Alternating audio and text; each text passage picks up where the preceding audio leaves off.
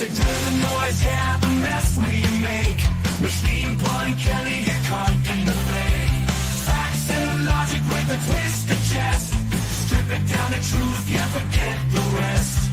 Humor blows the lies right out of the park. Look beyond the shadows that set the dark. Sparks of laughter fire up the night, bringing clarity when they blur the fight. Cut through the chaos, yeah, the tangle lies. Steampunk Kelly with a set of clear eyes. Truths and jokes gonna rock this show. Step into light where the real facts glow.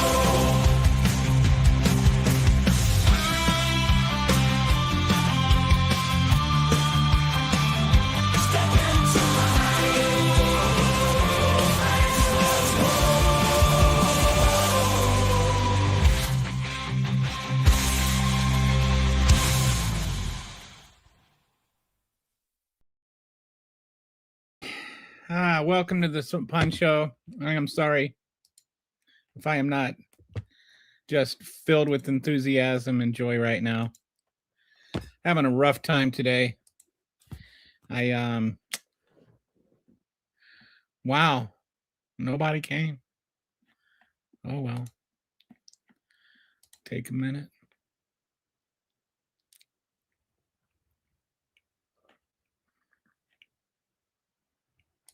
Interesting.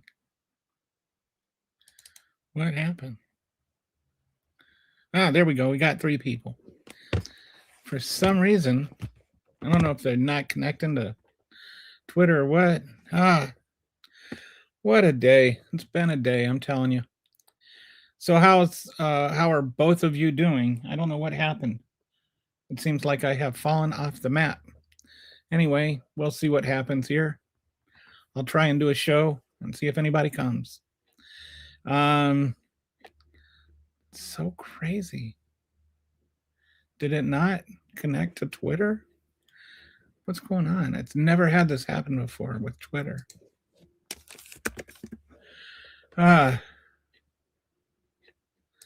So let me just check this out. If you're actually here.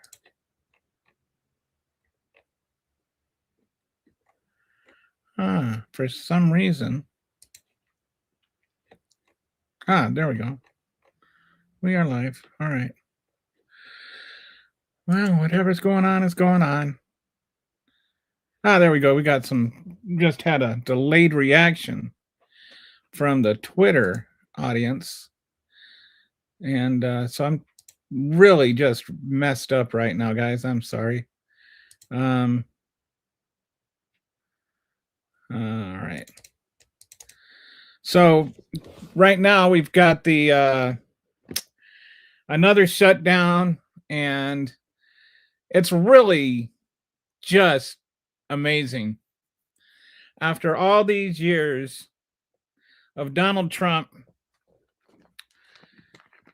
crying and whining about the deep state and the Republicans talking about the deep state and crying about the deep state, guess what? We have the deep state.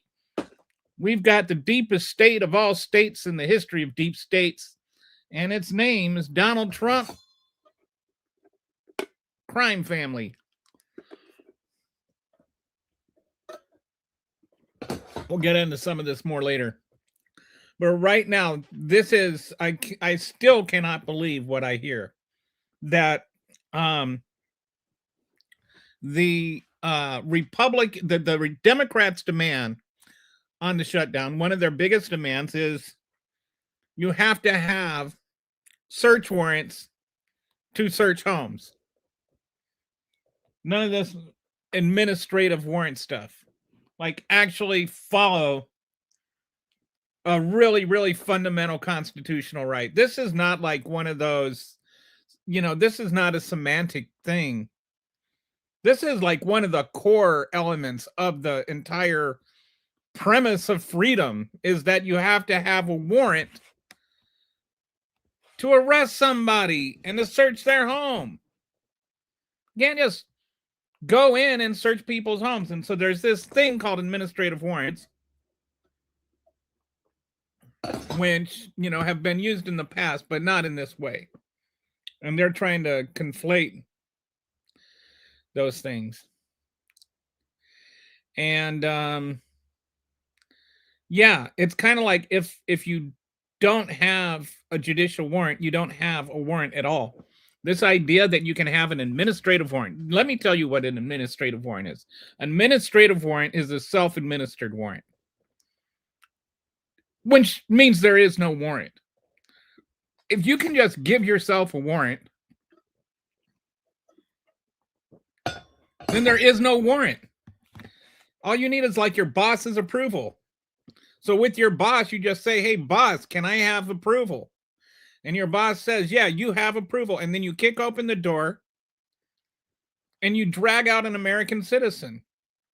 You can say, well, no, it only applies to illegal immigrants. And it's like, how do you know they're illegal immigrants?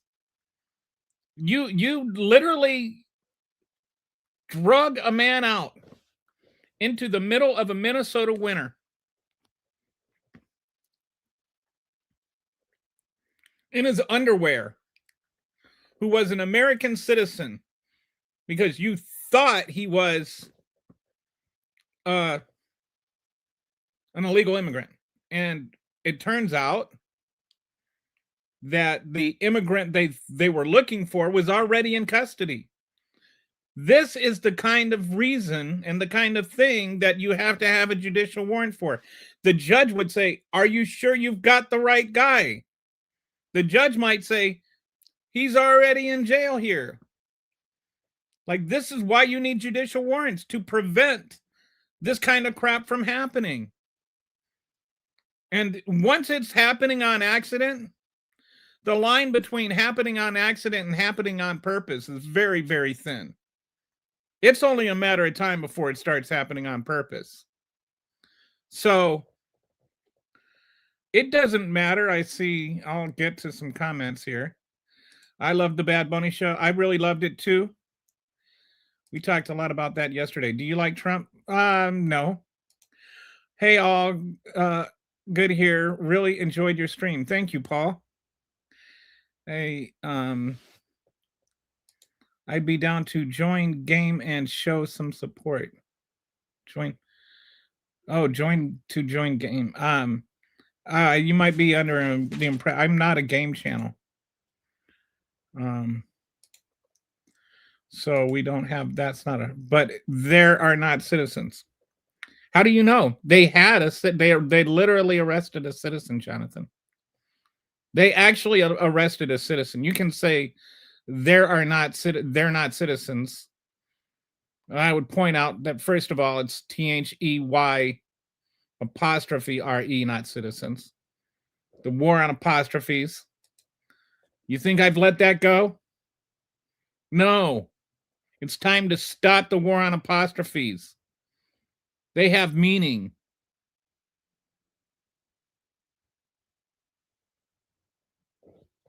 Don't hurt their feelings. Apostrophes matter.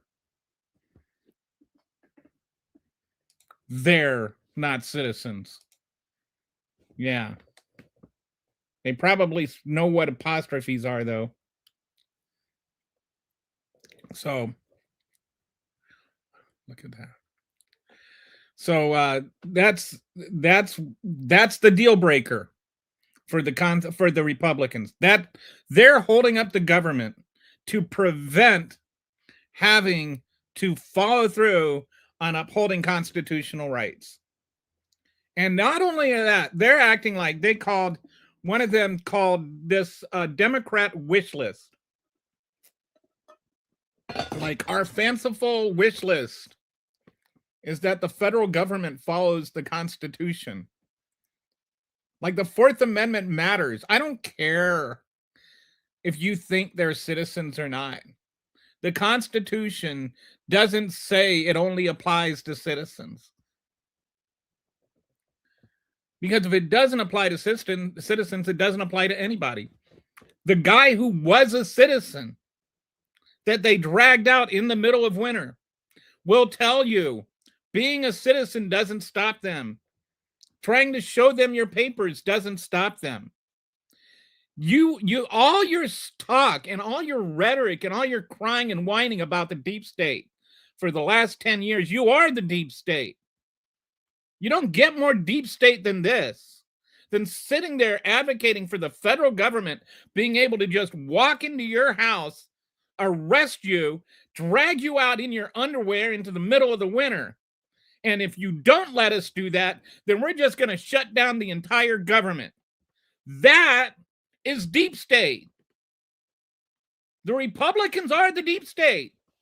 Donald Trump is commander-in-chief of the deep state. You don't get any more deep state than they are, and he is in charge of the deep state. So stop crying about the deep state if you're defending the deep state. You need to see Bigfoot. Yeah. Okay. That's a cute little retort. I'm sure it's been used on you when you sit there and cry about, having to get vaccines to save people's lives. But this is really happening. American citizens are really getting killed in the street. American citizens are really being dragged out of their house in underwear. That's not tinfoil hat conspiracy nonsense. That's just happening. You're like, Big Brother is my daddy. Like literally saying that crap. You're the one sitting there defending Big Brother. You're the one sitting there denying what your eyes see and what your ears hear. You're all a bunch of kooks, MAGA.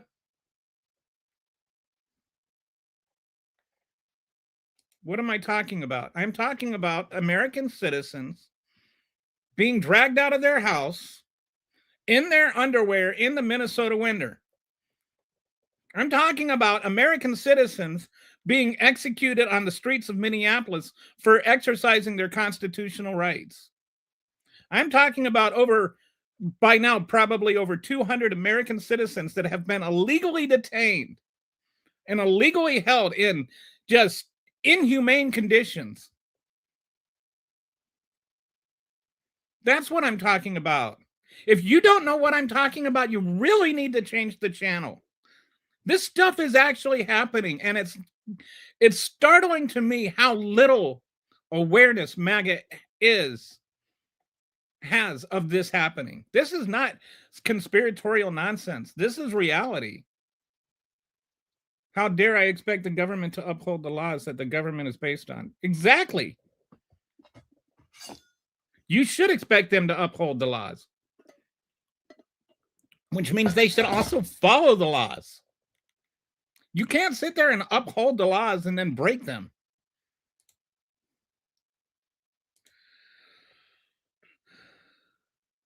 %. That's why Fourth Amendment says people and not citizens. And I would like to point out, for those who have never read a history book and they think that the only real history book is the Bible, and still have never read a history book, that the founding fathers, believe it or not, in the Constitution, there's not a lot of stuff about immigrants and citizens. I mean, there is, you have to be a citizen, but they had open borders. Did you know that? That for like the first 120 years of our nation's history, there were no immigration laws at all. We had open borders. I don't know what nice try means other than you don't care what reality is. Well, if you're illegal, so be it. Okay.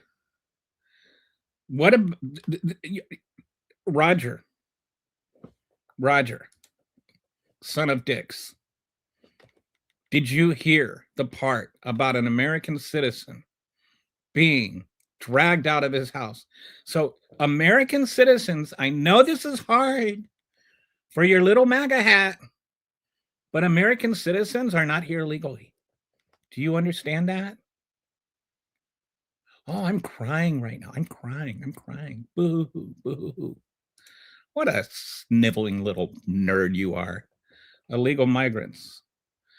Citizens, legal citizens. I should be the least of your concerns. America should focus on education. Perhaps then some people might learn how to use apostrophes. You're falling behind in every conceivable metric in terms of education. Where are you from, Michael? The problem with education is really about smartphones, in all honesty. You're crying right now, someone who doesn't care. This is what they do. It's just, it doesn't matter if it's true or not. They have to resort to like fifth grade. Actually, fifth grade is too evolved for them. Kindergarten insults. You're crying. Oh, yeah, you're crying. You're crying. You're crying. Yes, you child. I have no trust in anything until the deal. Oh, sorry. I have no trust in anything until they deal with the Getty problem. I'm sorry, I don't know what the Getty problem is. What do you mean by the Getty problem? Do I need to look that up? Is that something I need to be aware of? What is Getty problem? Let me see. All right, so we do have some things I'm going to talk about, but I just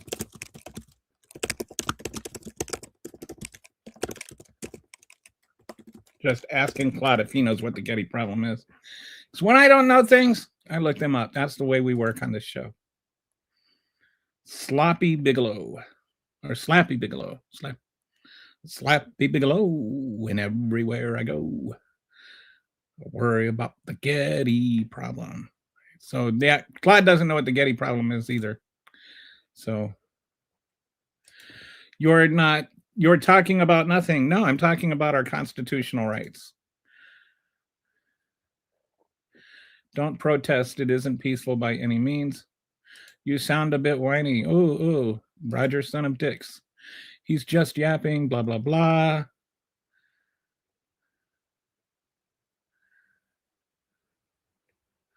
Laws were created to be broken.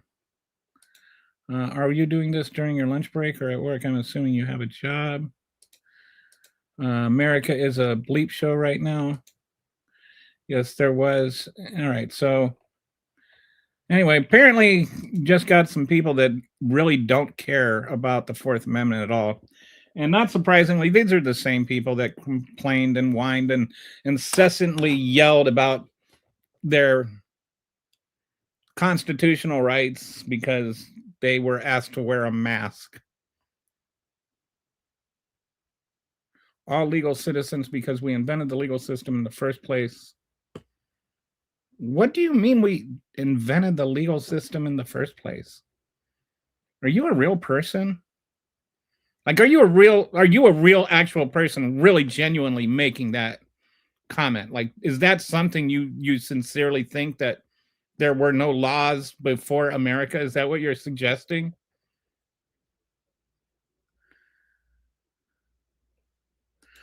And then he says, first of all, he claims America invented laws. And then he says woke is the problem with education because they are receiving none.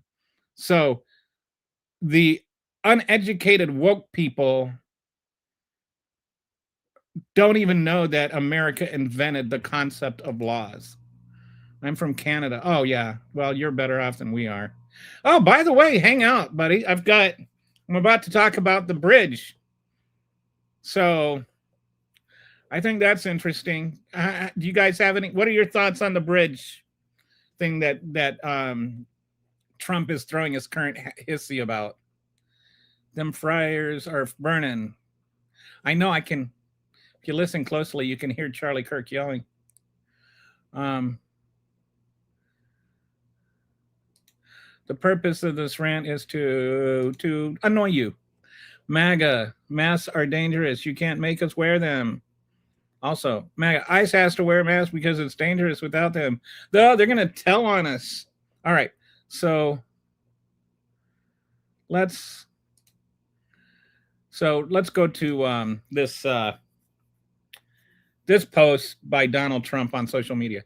I just found this was amazing. How, I don't know. I mean, it's not like this was the most important thing he's talked about. Or you know, but it's important to some people, like the people in Michigan and Canada. And he went on this nonsensical screed. There was like a lie onion. It was like there was a lie and then another layer of lies and then a layer of nonsense wrapped in fabrication, torn up in excuses and belly aching. And it was genuinely one of the weirdest things that even for Trump, this was weird. So I decided I wanted to just break down how many lies were in this one post. All right, so how many lies can you find in this post? A fact check of Trump's Truth Social post on the Gordie Howe Bridge. Okay, so these are the relevant quotes along with why they aren't true.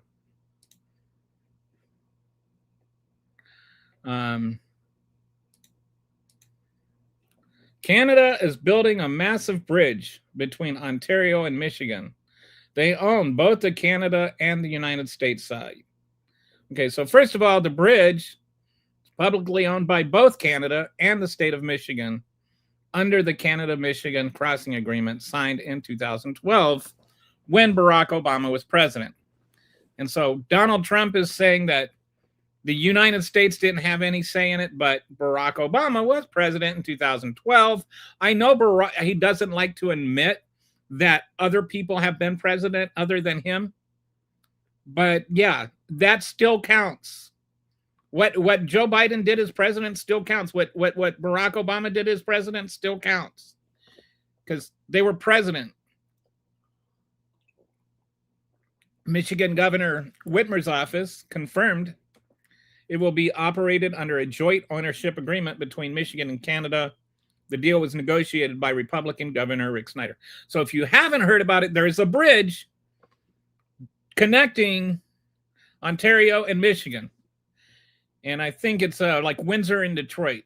And this is actually one of the, did you know that if you go to Ontario, you can go south and you can actually, there are parts in Michigan and Ontario where the Canadian border is actually south of the Michigan border. You actually have to go south to get to Canada. So that's crazy, right? Anyway,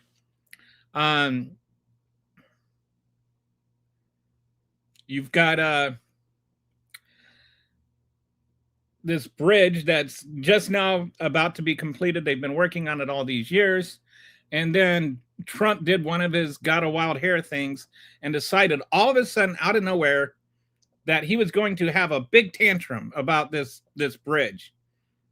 All right. So first thing he says is they own both the Canada and the United States side, but that is not true. The United States owns the United States side.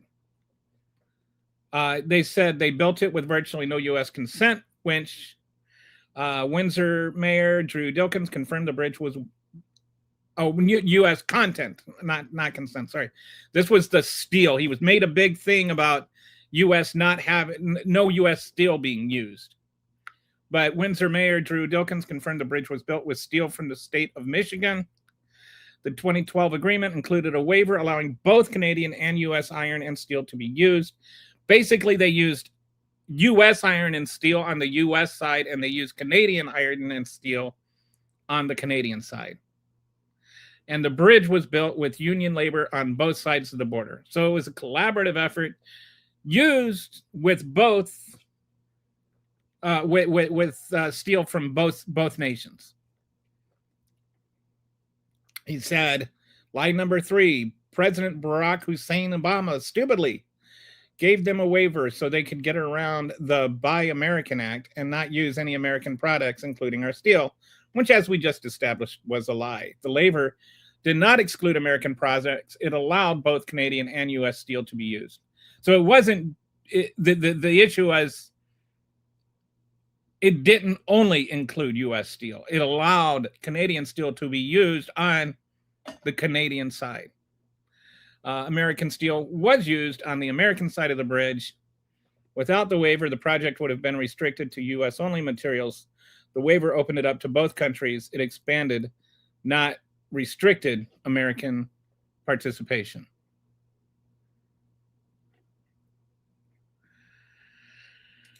Line number 4. This is all in one post. He's got all these lies in one post. This is when I talk about this gish gallop of lies and stuff that he does. Like, there's so many things that are just untrue and gibberish that it takes a while to unpack them all.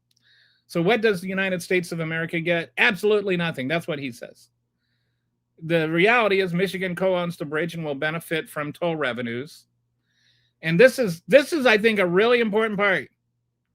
Canada paid the entire $4.6 to $6.4 billion construction cost. The U.S. gets a massive bridge for free. Canada paid for the whole thing. Canada paid for it 100% by themselves. Then when the tolls, once it pays for itself, they'll split the tolls between the U.S. and Canada. The U.S. did not have to put a dime into this, and Donald Trump is sitting there freaking out like somehow we got ripped off. Like somehow this is unfair to America that we get this free half of a bridge. The Windsor-Detroit corridor handles 25% of all Canada-U.S. truck trade. That is a lot of trade. That, I think we are, if I remember correctly, the second or third largest trade partners in the world. Like in terms of the most goods that are trafficked between ourselves and Canada. And a quarter of that goes through the Windsor-Detroit corridor. And there's only the one bridge that they have right now. So this makes it so that you can have more traffic, more of this truck, more ability for this traffic to happen. An estimated 6,000 people will commute daily to Detroit from Ontario via the bridge. So this is a very important bridge that's good for both countries, good for both cities, good for commerce, good for everything. Canada's paying for it. U.S. steel was made to build it. U.S. labor, U.S. union labor was used to build it. And he's still freaking out because Obama or something. Ontario won't even put U.S. spirits. Oh, so now he's saying in the yellow part up there, that's what he's saying. Ontario won't even put U.S. spirits, beverages, and other alcohol products on their shelves. They're absolutely prohibited from doing so. Well, they're doing that because you started a stupid trade war. They're doing that in response to you. You're the one that put the massive tariffs on Canada.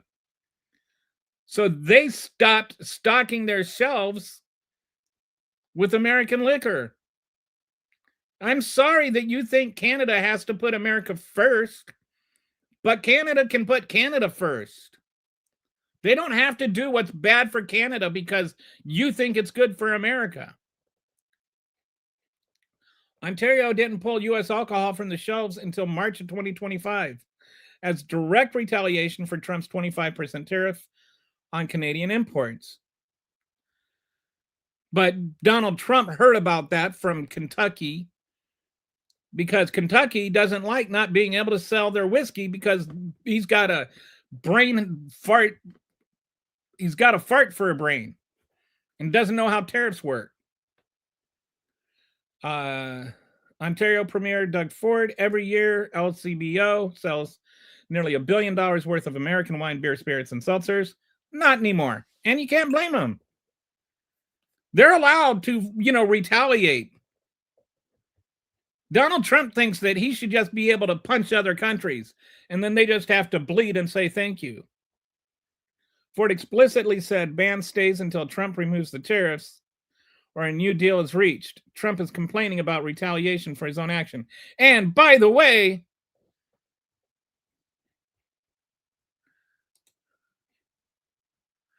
guess who set the current tariff agreement? Or guess who set the current trade agreement that he's all complaining about and whining about and calling this one of the worst deals in history? He did. He's throwing a fit about his own deal that he made with Canada in his first term. Remember when he's like, who came up with this deal? Totally, yeah, but Joe Biden has dementia. The tariffs Canada charges us for our dairy products have, for many years, been unacceptable, putting our farmers at great financial risk. So there's this tariff. And if you just look at it without knowing what's going on, you might think that that's a legitimate complaint. But there's like a 300% tariff or something, like a very high tariff on certain on dairy products, but it's a very specific tariff. That tariff is based on quotas. So it doesn't kick in until we get to a certain amount of quota, right? And we do export a lot of dairy to Canada.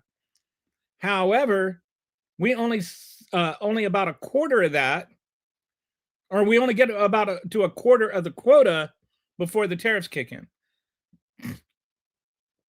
So those tariffs exist as a technicality, but they never kick in. Never even close to it. The current dairy tariff system was put in place by USMCA, again, winch tariff, negotiated and signed, calling it the best trade deal ever made. Below the quota threshold, U.S. dairy enters Canada at zero tariffs. The 245 to 298% tariff only applies above those thresholds. The International Dairy Foods Association says the U.S. has never gotten close to exceeding our USMCA quotas. Average fill rate is around 27%. U.S. has the exact same tariff rate quota system for its own dairy market. So the same thing applies the other way around. So this is just Donald Trump. I don't know. See, sometimes I don't know. Is he lying or is he stupid? Because he either knows that this is how tariffs work and he's saying this anyway, in which case he's lying, or he doesn't know, in which case he's stupid, and he's sitting there shutting down a major thing like that's very important to that region of the country, of two countries, after they've built the bridge, by the way. He's saying that, oh no, we won't let him open it up after they built it, after he signed on to it when he was president in his first term. Because he doesn't like the parameters of a deal he made. Then he got really weird. The first thing China will do is terminate. I don't know where China came into this. I think China and Canada are negotiating their own trade agreement. And Donald Trump thinks that he's the only one that's allowed to make trade agreements with any other country or whatever.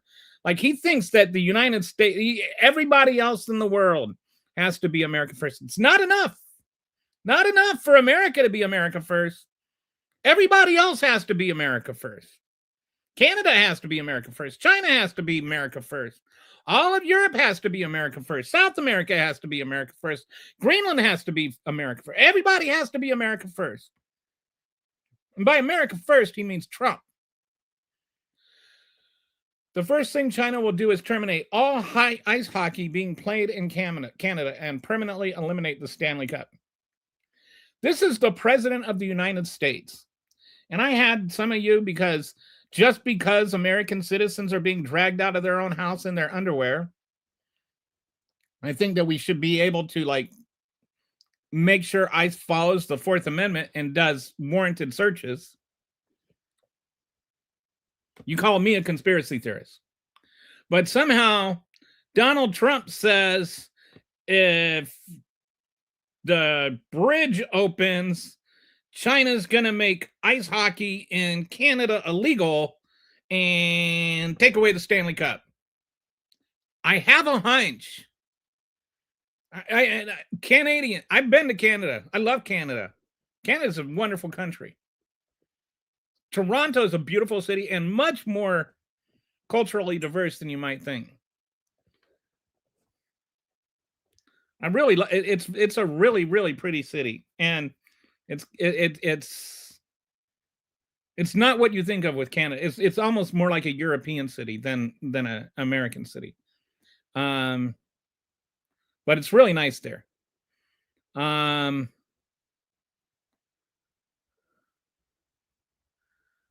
he said he says that they're going to do away with ice hockey.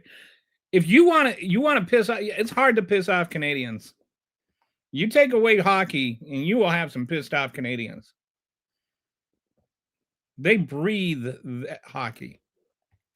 There is no mechanism by which a trade deal with China would affect hockey in Canada. The NHL is a North American league headquartered in New York. The Stanley Cup is awarded by the. He doesn't even know that, probably. China has no authority, interest, or ability to terminate hockey in a sovereign nation. He has repeated. Whoa, this is the third time in different contexts. No evidence is. He just says crazy crap. He is the deep state, I'm telling you, people. Donald Trump is quantifiably nuts. He's playing 3D chess, but he's playing three-dimensional chess. That man doesn't even know when he pooped his own pants. Implied, Trump opposes this bridge. In 2017, Trump issued a statement with PM Trudeau calling the Gordie Howe Bridge a vital economic link between our two countries. So he endorsed the bridge 5 years after Obama had already approved it. Trump endorsed the bridge as a priority project during his first term. On January 30, 2026, just 10 days before this post, Trump's own DHS published a rule designating the bridge as an official port of entry. So there you go. I think that's final score, 8 lies in a single truth post that I think was less than 8 sentences. He blamed Obama for a waiver that helped the U.S. He complained about dairy tariffs from his own trade deal. He complained about a liquor ban caused by his own tariffs. He threatened a bridge that he endorsed that Canada paid for. And he said that China would abolish hockey. So I don't know. Is my Canadian viewers still in here? What do you think about Trump getting rid, or is China going to get rid of hockey?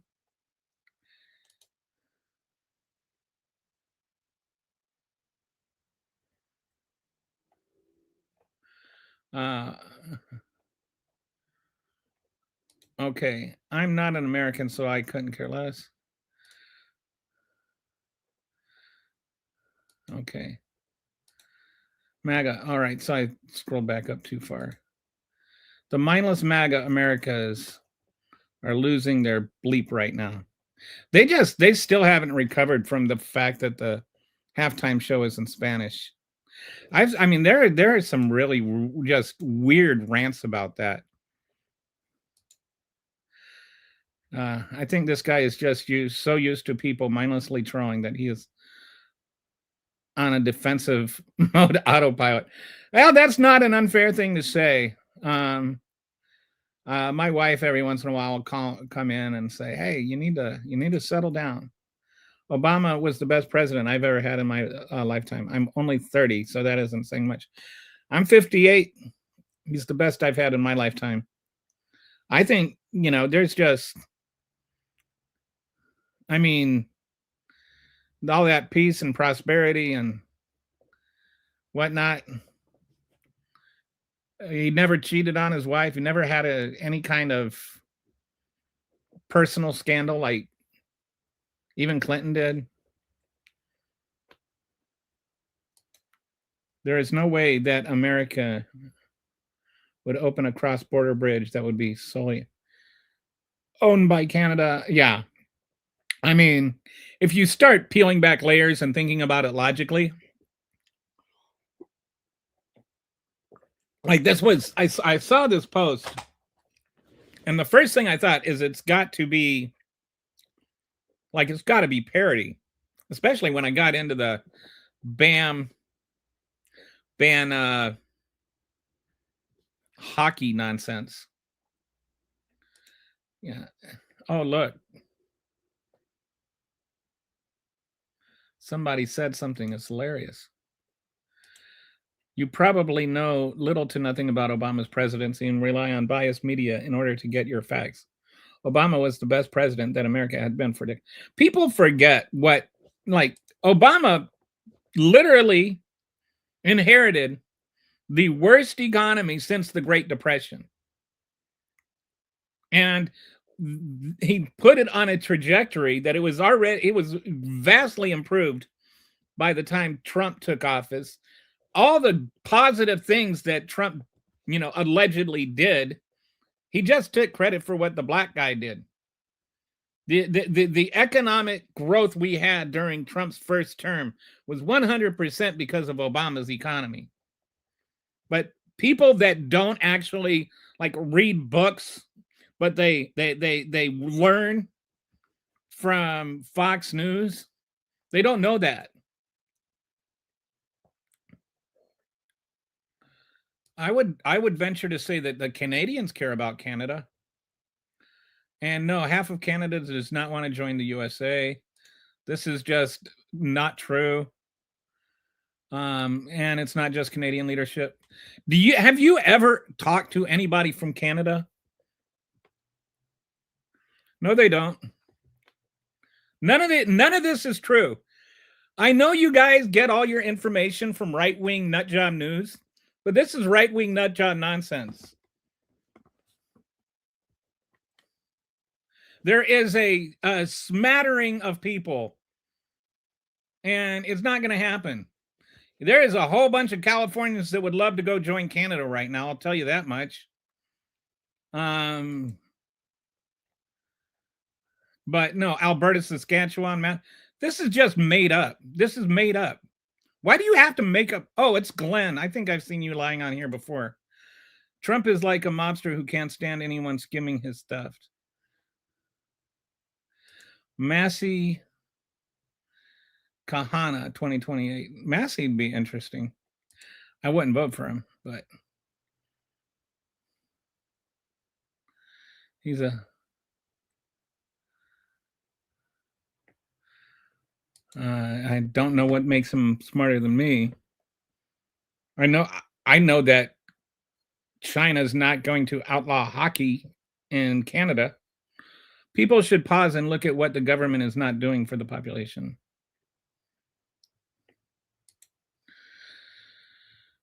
The West Coast states, New York, Minnesota, Massachusetts, all want to be part of Canada. I think there's a lot of people in Texas that would love to be part of Canada.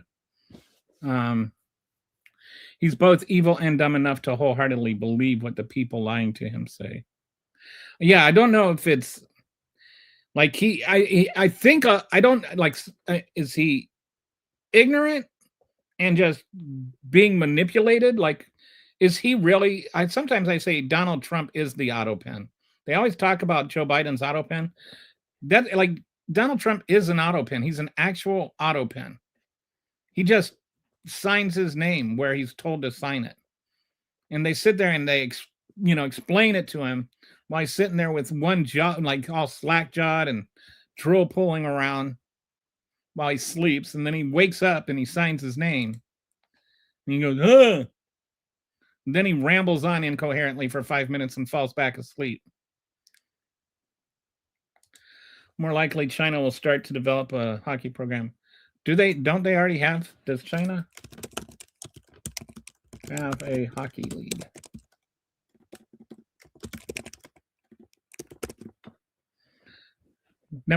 Yes, China has an active professional men's hockey league known as the CIHL. Oh, it just held its inaugural season this year. Interesting. So maybe that's why he thinks that they're gonna, I don't know. Yeah, it's not true. It's not true. I don't know where you read that. Did you read that on Red, White, and Nazi? Trump to rename the Canada Goose to the American Goose. Obama's base suit scandal was just horrible. Man, it was like, okay, so there was the base suit. That one they just lost their marbles over. Then there was the Dijon mustard scandal, which, That was just horrific. Can you imagine having Dijon mustard on a hamburger? Like, and it was like 3 news cycles that they talked about him putting Dijon mustard on a hamburger as though that was relevant. And then there was like Michelle Obama, was encouraging children to eat healthy and exercise. That was a scandal. I made more money in Clinton era and his policies mirrored Trump's. No, Clinton's policies do not mirror Trump's. I don't know where do you guys even learn stuff? No, Clinton era policies were not at all like Trump's.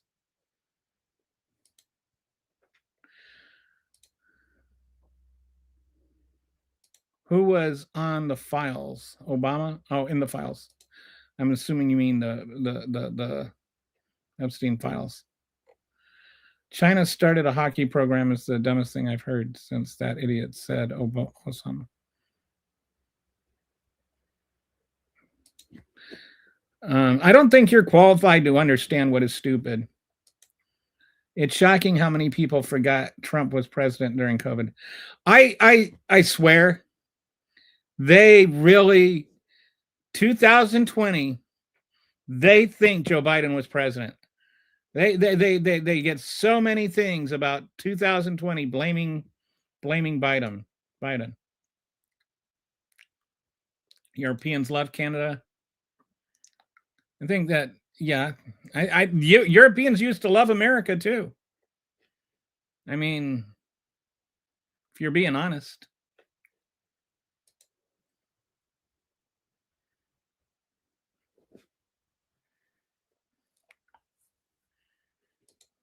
It would be good for Canada, that's for sure.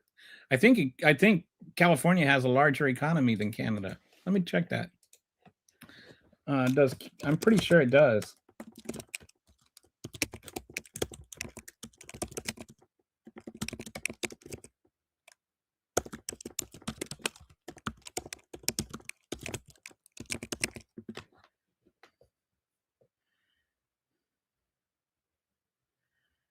Just waiting for the Claude machine to give me an answer here.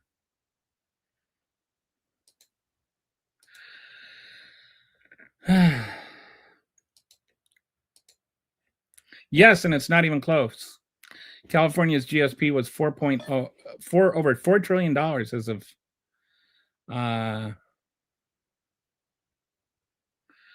2024, making the largest subnational economy in the world. Canada's GDP is around 2.1. Wow. So California's economy is nearly twice Canada's. So that is pretty big. MAGA never bothered to learn about how Trump's first-term tax bill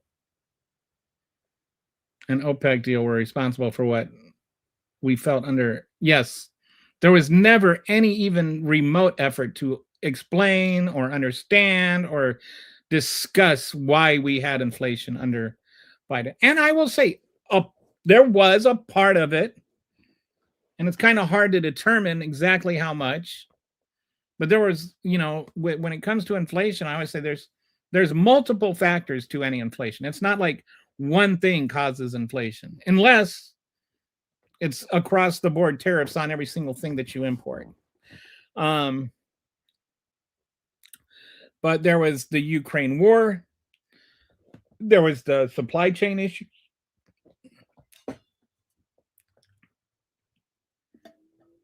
There were several factors. There was the stimulus spending, which, by the way, also got the job market back. Like, you can't have stimulus spending creating inflation without stimulus spending creating jobs. That's the mechanism by which stimulus spending causes inflation, is the jobs it creates. Means people have more money to spend, which means prices go up. So, but Republicans wanted to give him the blame for inflation, but not give him any credit for the jobs. There was very little honest discussion about the economic recovery from the 2016 or from the 2020 recession. And if you think about it, Obama and Biden, the three biggest recessions we've had in the last 50 years, Clinton pulled us out of a recession too. It's like Republicans keep putting us in recessions, and Democrats keep taking us out of them.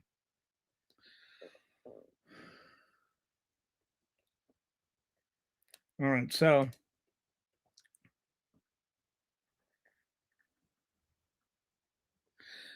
okay, first of all, no, they didn't. And I'm tired of this false equivalent. We cover this every single day, it seems like. No, Obama and Clinton did not have the same policy on immigration as Donald Trump did. And I know this because Donald Trump criticized their policy on immigration. If Donald Trump says his immigration policy is different, then you should say his immigration policy is different.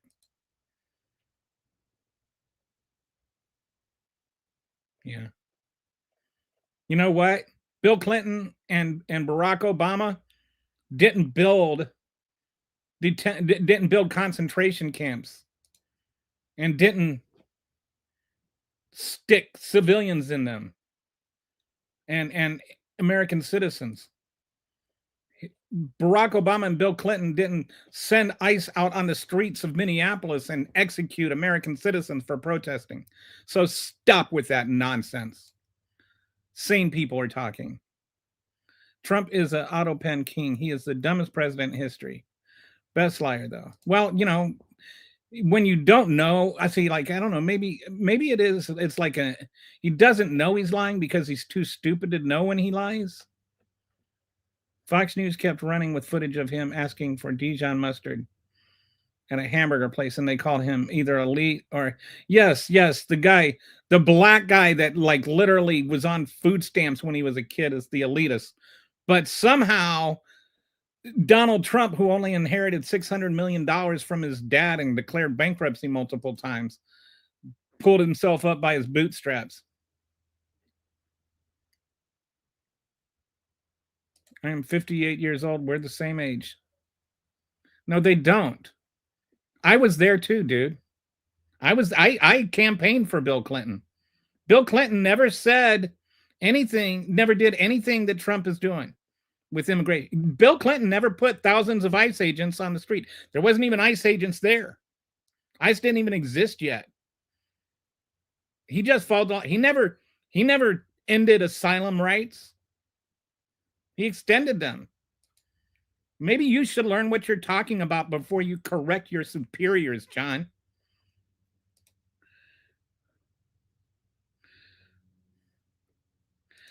Everyone loved to use gas prices and taxes excuses, and they were very directly linked.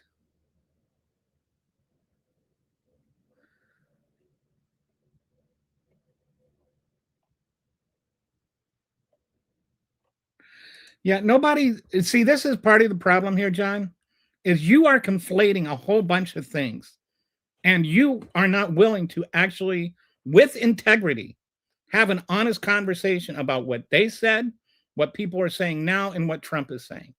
You are not an honest person, John.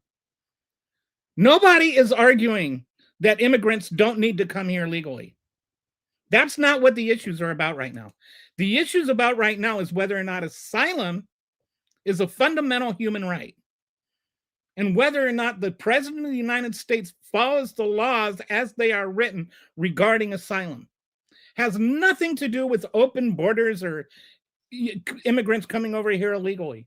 None of that. All of that is just a straw man that Republicans use to avoid the fact that asylum seekers are real. And Bill Clinton let asylum seekers seek asylum. Barack Obama let asylum seekers seek asylum. That's the difference. That's the only difference. And that's the thing that bothers a lot of people. Barack Obama and Bill Clinton did not make it a priority to go and scour the earth for undocumented people that came here years ago. So, yeah, they said different things. I was there too. Dijon mustard is an elitist. If he, I know it's like it's the same price as Frenchy mustard or yellow mustard or honey mustard. Go to HEB; they're all three the same price. Nobody protested in the nights.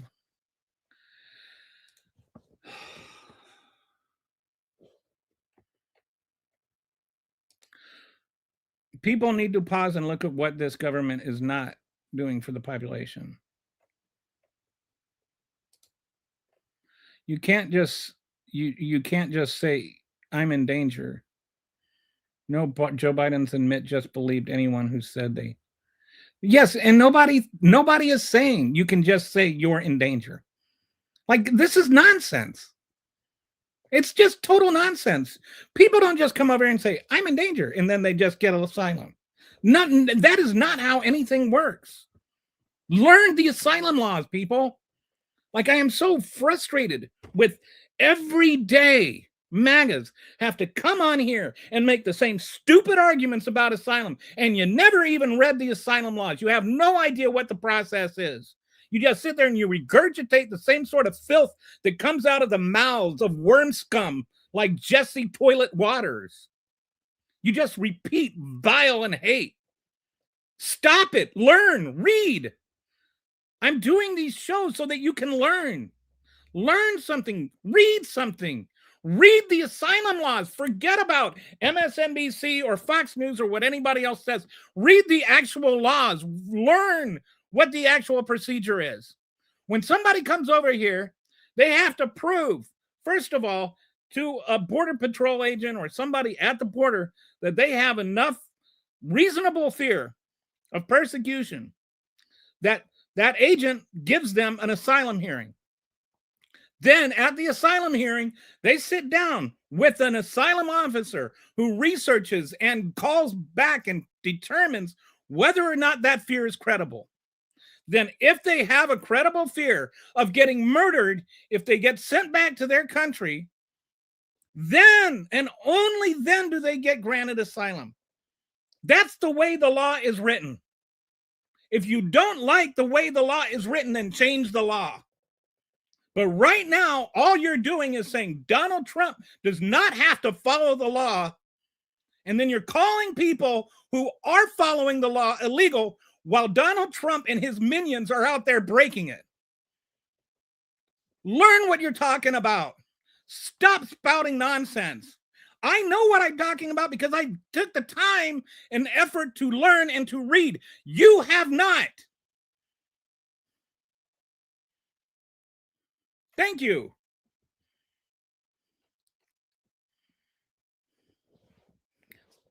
Yeah, so you get these idiots. Joe Biden didn't follow the law. Yes, he did. You don't know the law. That's why you think that.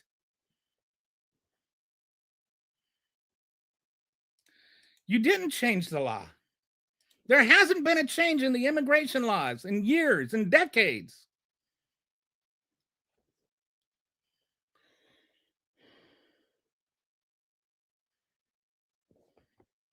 So many people have had active deportation orders and were not taken. You don't know what that's about either, do you? Do you, little child? You don't know what that's about. Why are you saying things that you don't know what it's about?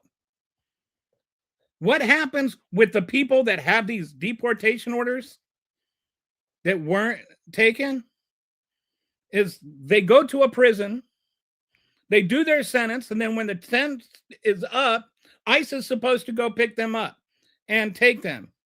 ICE has not been showing up, and that has been going back to Bush 1. That's not a new problem. They sit there and they complain now. You know, I saw this guy in the hearing acting like, oh, it'd be so much easier if we could do that, as though they couldn't. They could do that. They can do that. The problem is they haven't been doing it.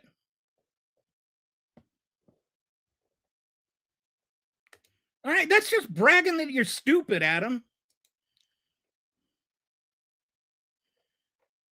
All right, so now let's talk about the whole detention center thing. Goodness gracious, I wish you guys could learn. I really wish, man, our country would be better if we could just be honest. I don't care if you're right or left. At least be fact-based.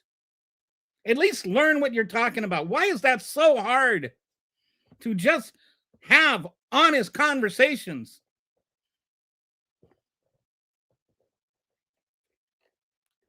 Instead of condescending nonsense from brain dead MAGAs who sit there and they think that the things they are told on Fox are real.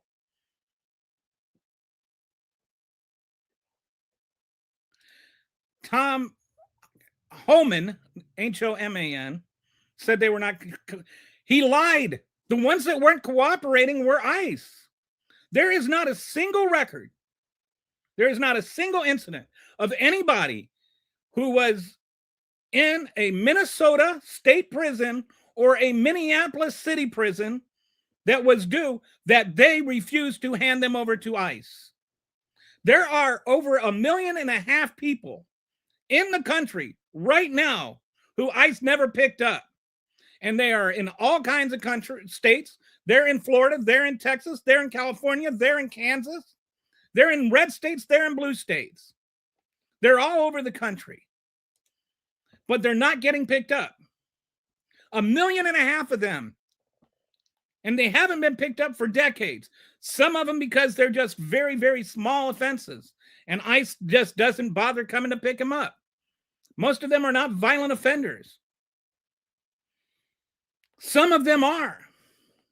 And ICE still doesn't come up. And ICE has always said, oh, it's because we don't have the funding. We don't have the personnel. Now they do have the personnel and the funding. And the percentage of people they're apprehending who are violent felons is going down. They're using all this personnel to just harass people. They're not making America safer. I have family in Minneapolis. They do not feel safe right now. You have an underground food system just to feed children in the United States of America. And I don't care if they're here illegally. Children deserve to eat. Where is your humanity? Where's your decency? Or as Jesus will tell you, if you believe in him, and if you think that the Bible is true, Jesus will tell you, where were you when I was hungry and you did not you did not feed me? You're going to say, we were cheering for ICE. That's what you're going to say. And he's going to say, I got a nice spot for you right down there next to Charlie Kirk and Rush Limbaugh.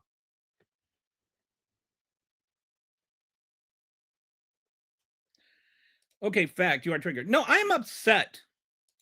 I'm upset. I'm allowed to be upset when I have fascists destroying the country that I served. I spent time in the military. I did not spend time in the military for this. I didn't serve my country for this. Yes, I'm upset. And why aren't you? Why aren't you, you coward? You absolute coward. Too afraid to even say Donald Trump is wrong. You're a sniveling little yellow-bellied coward. That's what you are. You are the most dishonest I've come across. No, John. I'm the most informed you've come across. And because of that, all you can do is resort to ad hominem attacks. You tried coming on my show and commenting these lies, and you got called out on it. Boo-hoo. I'm not calling anybody. I'm the one being called names. And I called the yellow-bellied coward a yellow-bellied coward because he was being a yellow-bellied coward.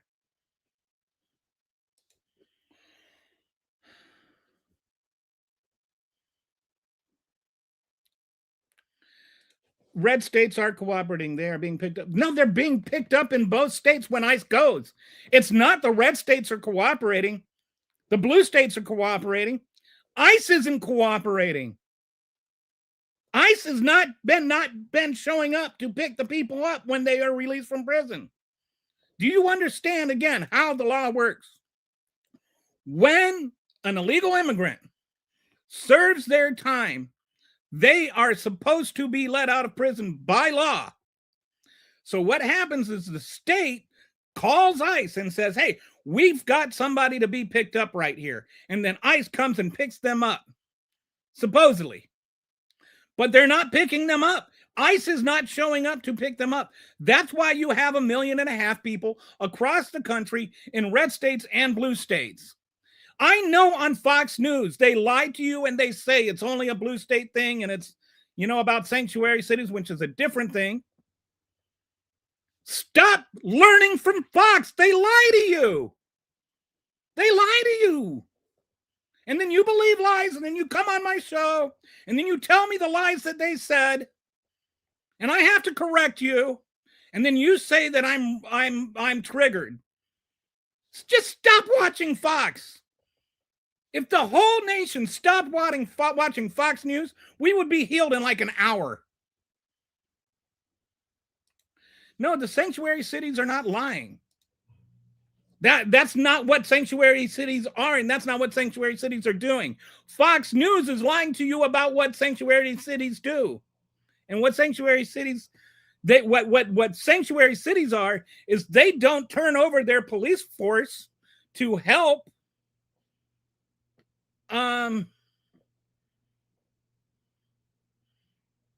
ICE.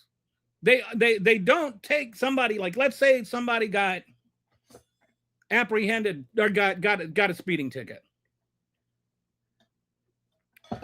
and they don't use their resources to apprehend an undocumented migrant who ran a red light or who went too fast, had a rolling stop or something like that, because that takes up resources that are not allocated for in the budget.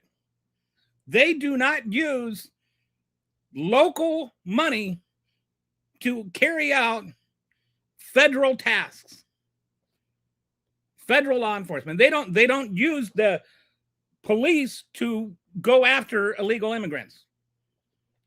That's an entirely different thing than not having ICE come pick people up. And they conflate those things because they know that people like you are never going to learn the difference and never going to care about the difference. Their dishonesty is what keeps you coming back. And you don't care. I don't care what you call it, Joe. It's still true. You can call it what you want. Look it up. Read. I challenge you to prove me wrong. But not just by quoting Fox News. There's a couple of times I have been wrong, and I'll come back on this show and I will admit I'm wrong.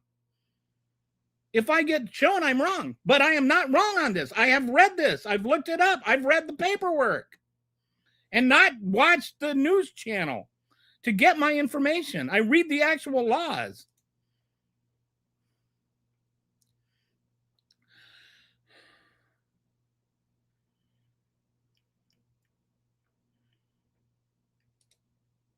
No, Adam. Tom is lying and sanctuary cities aren't lying, and you don't know what sanctuary cities are.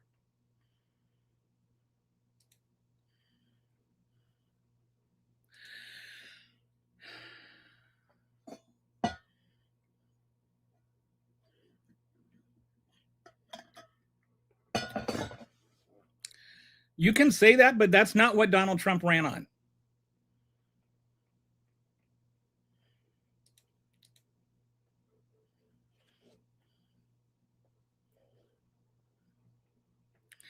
Yeah, and now there's no more due process. They're literally shutting down the country over due process. They had due process under Obama. Obama did not have people kicking down doors of American citizens. No, this is not satire because the DOJ is literally making warehouses for humans. Okay, you know what? This is great segue. I want to go into the other thing I wanted to talk about today. Follow the money. Some of you may or may not know. Hopefully I can calm down a little bit like this. I am just so sick of stupid. My stupid quota has been met like 1,000 times over, and you guys just keep getting stupider every single day. So I'm going to follow them. Let's talk about this detention industrial complex and how they're trying to just jail all kinds of people. But it's not just about how many people they're putting in prison.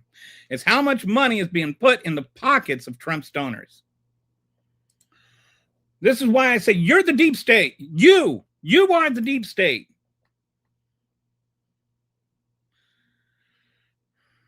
When Donald Trump became president, there were about 40,000 undocumented migrants detained. Now that's gone up to about 73,000. That's a 75% increase in 1 year. And their goal is to get 100,000 beds in 2026, funded by $45 billion from the One Big Beautiful Bill Act. That's a lot of money, $45 billion. We're going to go into some of this stuff. ICE now uses 104 more facilities than at the start of Trump's term.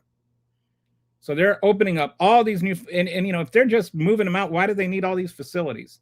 If they're just going after the worst of the worst, why do they need all these new facilities? All right. This is, to me, just stupid. You're like, okay, we caught them. We don't want them to get away. Why not use ankle monitors? Especially the ones that don't want to leave. Like if you've got somebody you're busting a guy going to his administrative hearing, right? He is literally showing up. You say, oh, well, he should do it the right way. You've got people doing it the right way. They're going to their asylum hearings. They're following ICE instructions, going where they're supposed to do. And that's how they know where they're going to be. ICE knows they're going to be at their administration hearing. So they show up at their administration hearing and then they arrest them. And they put them in these detention centers. Those detention centers, as we just said, cost a lot of money. Ankle monitors don't. Ankle monitors are relatively cheap, virtually free by comparison. Holding somebody in a detention center costs 36 times as much as an ankle monitor would. And if they're in an ankle monitor, that means that you don't have to pay for their food. They can still work. They can still be with their kids. These are not all dangerous people. You want to put the dangerous ones in prison, then fine. But it's up to like 90% of them have never had any kind of violent arrest. These are not dangerous people. 70-some% have never had any kind of arrest at all. They're not dangerous. Why not just put them in ankle monitors and let them finish their administrative hearings? Then deport them. Why not just follow the law? Why do you have to be in such a rush?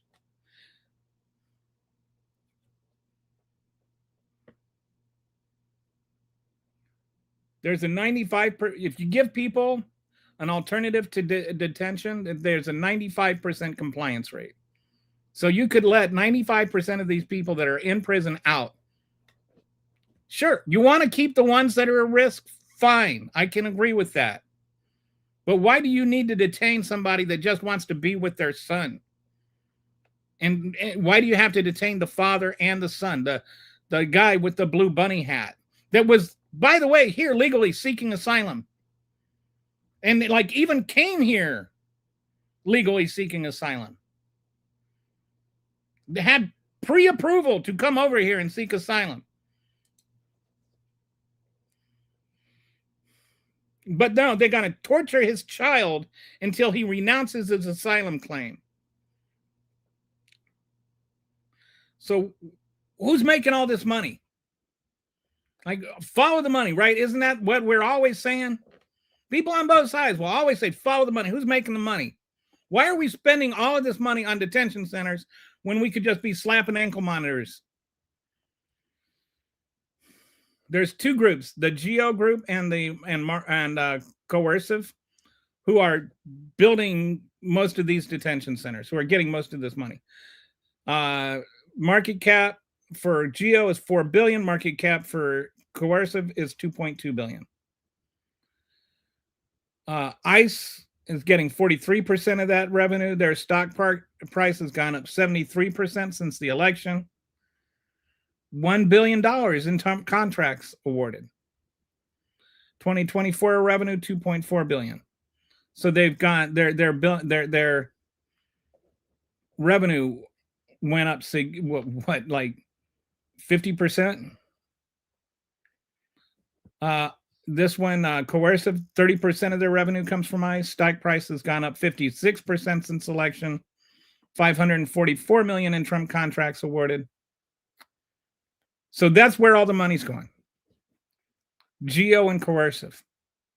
And their stock value is going through the roof. And their revenue is going through the roof. And it's all taxpayer money.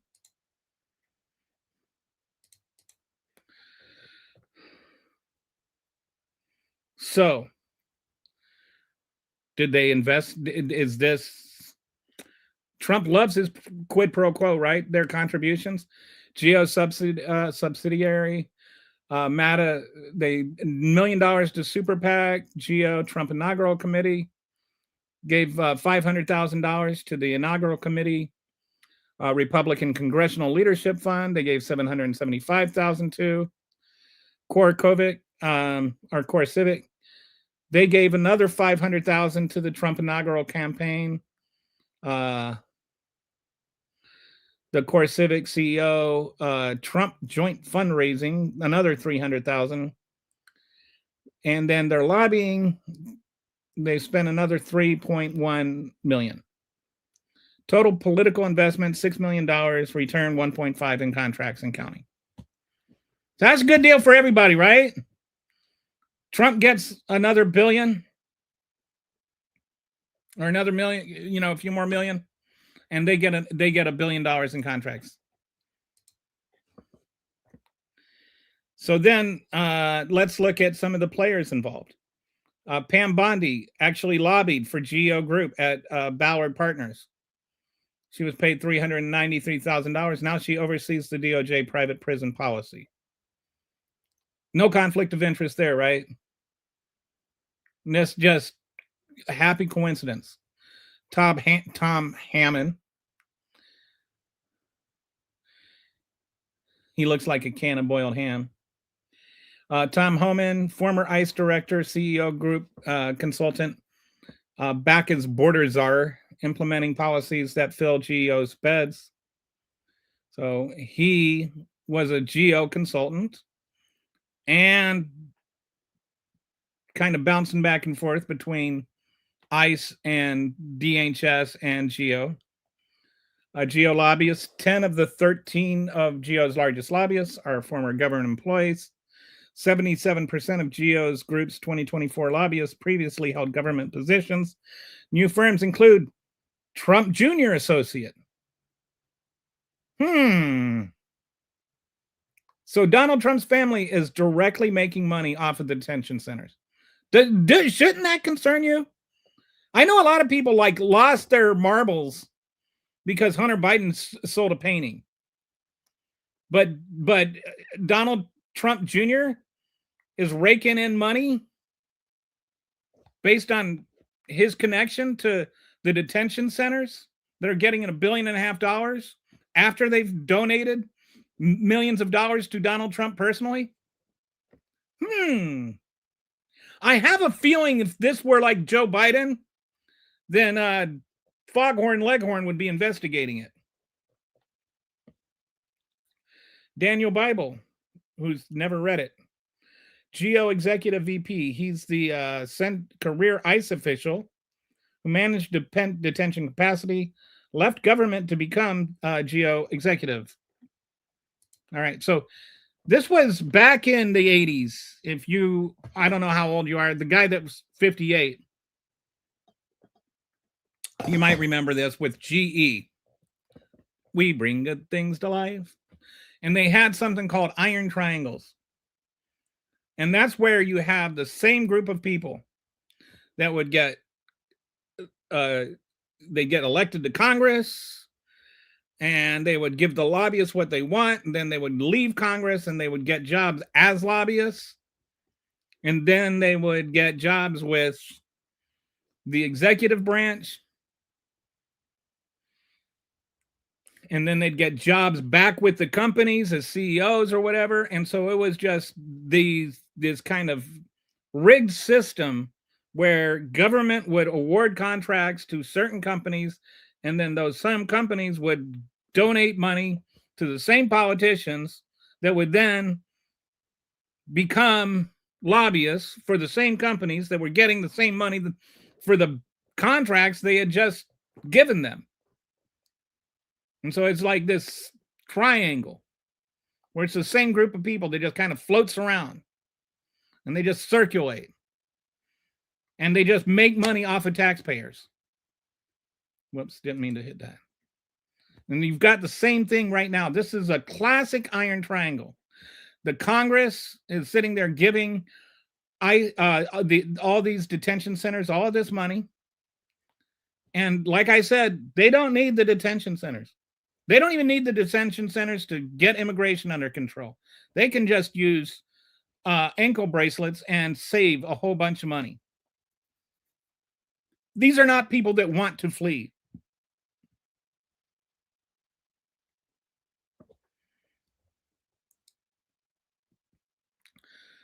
But the same people, they're going to be making the money off of these private prisons are the ones that are financing them. And they're financing them with our tax dollars and at the cost of our constitutional rights. The human cost. There were 32 deaths in ICE custody last year. That's the highest in 21 years or in 20 years. And 71% of those were in for-profit facilities. You listen to the stories of the people that have come out of some of those detention centers. They don't refer to people as people. They refer to people as bodies. Bodies. As the one autistic lady who was torn from her car said, when you hear them referring to other people as bodies, you don't expect to get out of there alive. They deny people health care. They deny people food and water. There was one immigrant that was an American citizen that was detained for 30 days. He lost 20 pounds in 30 days because he was a lot of these detention centers. If you had prisoners of war in those same centers, you would be convicted of war crimes. And these are not even bad people. You can say they're here illegally. That does not make them the worst people on earth. That does not make them terrible people. And a lot of them aren't even here illegally. A lot of them are seeking asylum, which is the law. But you don't know that because you don't read the laws. You don't know that asylum in the law, it says, regardless of legal status, you can request asylum. You don't know that the law says that regardless of point of entry. You don't know what the law says because you just hear what Fox News says and what lying Republicans tell you in the hearings like they did today. Read the laws. I'm not talking about read spin from CNN or MSNBC or Fox News or anybody else. Just read the laws. You can't sit there and scream about the laws if you don't even know what the laws say. 1/3 of the Dilley detainees are children. Do you think the children are a flight risk? Why do you have to hold children in detention centers like that? And I know there was the Obama thing, which was entirely different.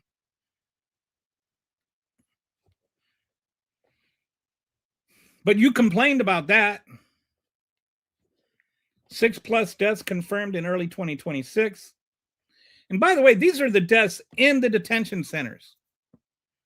They do this thing where they rush them out of the detention center when they're dying so that if they can get them out of the doors before they die, they don't count. They count in transit to the hospital, so it looks like they were doing something. And so there was like another 16 or so that I can't remember the number. There were a bunch more that died in transit to the hospital. People showing up to scheduled ICE check-ins are being detained on the spot. Like, why are you arresting people that are showing up for their check-in? Honestly, why? If they're showing up for their check-in, they're trying to comply with the law. This creates and so what ends up happening, now you're deterring people from showing up for their ICE check-in. You're creating the crime that you're alleging to stop. This creates the flight risk of the policy claims to solve. Once people learn check-in leads to detention, they stop showing up. A compliant, trackable population becomes invisible. You're actually making it worse by carrying things out this way.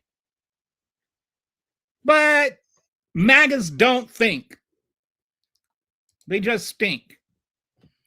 Blocking oversight. DHS required 7-day notice before congressional visits. Blocked by federal judge. They tried to say that the law, again, I know you guys are very, very upset if I say read the law, but the law says that Congress can do oversight at a moment's notice. They don't need to notify you before you have an inspection. And if you've ever been in the military, they have two kinds of inspection. They have inspections where they're announced, and they have unannounced inspections. And they have unannounced inspections for a very specific reason. If you have announced inspections, then you know it's coming. You have like everybody spends like the week, 2 weeks before getting everything up to snuff. And that has a value because that way, you know, if you have that kind of inspection twice a year, everything is getting buttoned up once a month or twice a year. And it's a way to keep things from falling apart. So they have those kinds of inspections. They also have impromptu inspections where it's just on the spur of the moment. Somebody shows up and they're ready to inspect. And that's to find out how things really run in the day-to-day. You need those kinds of inspections too. And what DHS is trying to do is say, we don't want you to see how we run things in the day-to-day. And that's exactly why we need to be able to see how things run in the day-to-day. ICE detainee locator system has become unreliable. People disappearing for days. I wonder why. I wonder if that has anything at all to do with they keep detaining people for showing up for their hearings. Internal and external oversight has been reduced as system rapidly expands. They're putting 6 people on one, autistic woman. And so they don't have people to do things like oversight.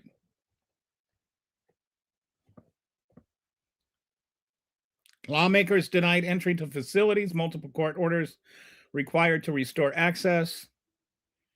And then they're using pepper spray and riot gear against peaceful protesters. I keep hearing, people, they're being violent. They're not being violent. I've seen too many of these ICE agents are the ones that are being violent. If somebody is filming in their own car from 50 yards away and you come over to him, smash his window, pull him out on the car, pull him out of his truck, throw him onto the ground and beat him, he's not being violent. He's not assaulting anybody. The assault is by the ICE officers. So this is all to get people like you, MAGA, all up in arms and all like thinking it's worth it. When you see the violence, you're like, well, what happened before that?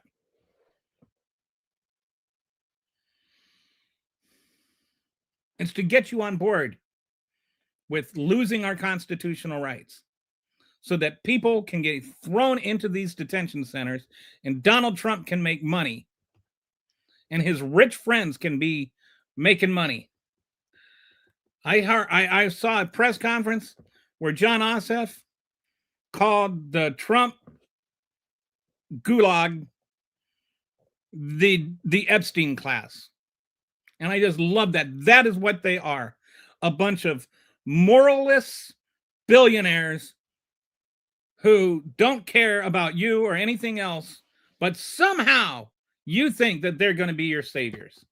They're the deep state. The Epstein class is the deep state.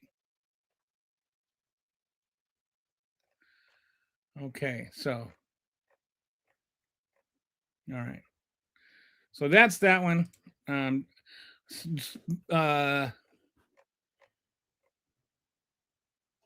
My typical moderator is not around today.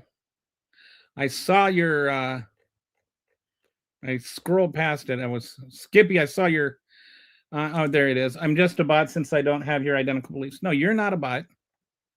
There are definitely people that have bots. There are definitely bots here there. Oh, and somebody else is calling you a bot. Okay, I just want to make sure. You know, I don't think you're a bot. I think you're an honest dude that honestly doesn't agree with what I have to say. But that's okay. I'm fine with that. He is making a bunch of claims without showing evidence. Dude, read the law. You're not like. Also, I'm gonna set this up. I forgot to send this link with the in these slide decks. In the speaker's notes, I always have the link to the sources. I forgot to send that. Hopefully in the next day or two. I'm almost done getting my machinepunkelly.com site set up, and then all of the decks will be there. I do actually validate everything I said, so I do actually have sources for everything, and I have read the laws, and I do wish we could have a fact-based discussion. But yeah, see, like you want like what?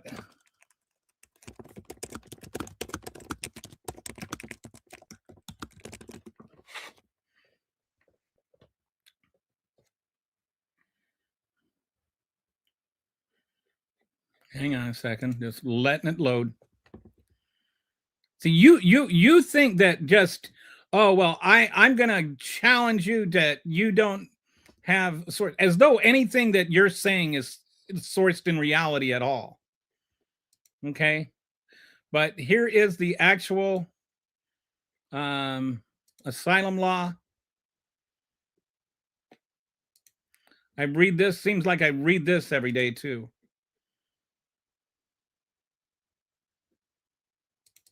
You can ask Skippy. Skippy's here a lot. Skippy knows I don't just talk out of my ass. He doesn't agree with everything I say, but I don't just talk out of my ass. Here it is, 8 USC 1158 section A1. Any alien who is physically present in the United States, who arrives in the United States, whether or not at a designated port of arrival, and including an alien who is brought into the United States after having been interdicted in international or United States waters, irrespective of such alien status, may apply for asylum in accordance with this section, or when applicable. So like I said, regardless of whether they came in at a port of entry and regardless of whether they came over here legally or not. That's what the law says. You can sit there and you can say that the law needs to change. That is the current law. If you don't like the law, then ask your congressman to change the law. But I am not sitting there just spouting off nonsense. I've actually done the research. I've read the laws. You're a self-grandiose, narcissistic person who thinks their opinion. No, I think that what matters, John, is facts. I'm not self-grandiose narcissist, whatever you think that means. I just think that facts matter. I think that what the actual law says actually matters.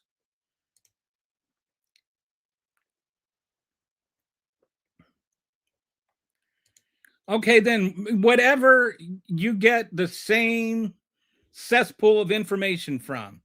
You guys all make the same stupid MAGA arguments over and over again. You sit there and you act like Donald Trump tells you things that are true. What about CNN, MSNBC, ABC, CBS? Like I said, I'm not getting all my information from the news. I'm reading the actual laws. The actual laws, dude. If CNN says what the law is, that doesn't change what the law is. MAGA are just silly now, way past pathetic, and 150 million people on Sunday at the scary, the whole halftime show. I was actually, to me, I thought it was beautiful. Of course, I've been outside of the country. I thought it was beautiful. I love going to different countries and experiencing different cultures. And it was so cool. Like, I've been all over the place, actually never been to Puerto Rico. And he brought his hometown. Like, in figure, that whole scene was based on his hometown.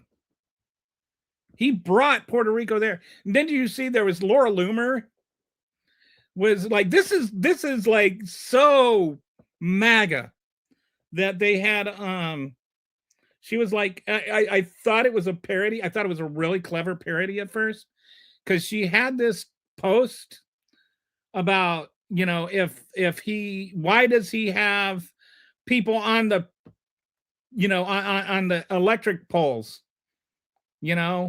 with his platform, he could have brought attention to the problems with the Puerto Rican electric grid. I don't remember exactly, but that was the general gist of her post, is that, doesn't he know that, like, he's supposed to be from Puerto Rico? And that's like exactly why he was doing it, like, to draw attention to the issues with the Puerto Rican electric grid. This is just, they're just, everything is a war with them. They can't just say, like, she upon learning that, go, I learned something. I was wrong. This was actually, he did do what I was saying he should have done, so I'm going to give him credit for doing that. Did she say that? No. That's the way MAGA is. You defeat them on one argument, and then they just move to the next argument, and you defeat them on that, and they'll come back to the first. MAGA can never admit they're wrong about anything. And then once you prove them wrong like 5 or 6 times, they accuse you of being a grandiose narcissist or whatever.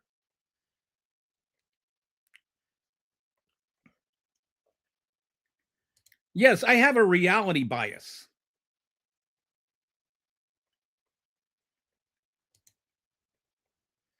MAGA is just silly now. Oh, wait, so.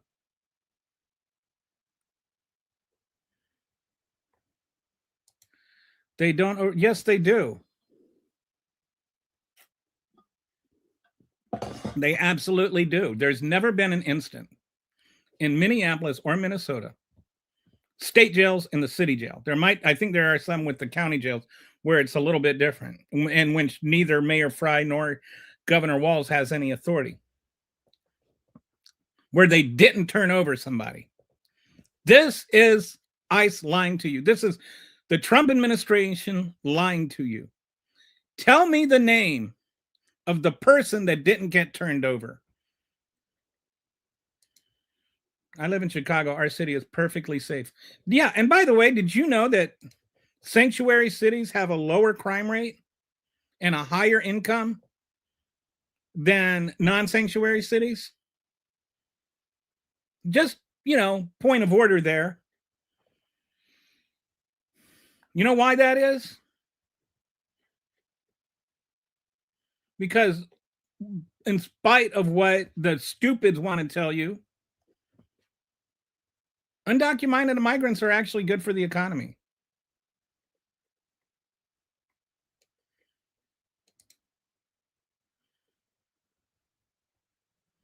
Shannon, you support men who want you to be quiet. Ooh.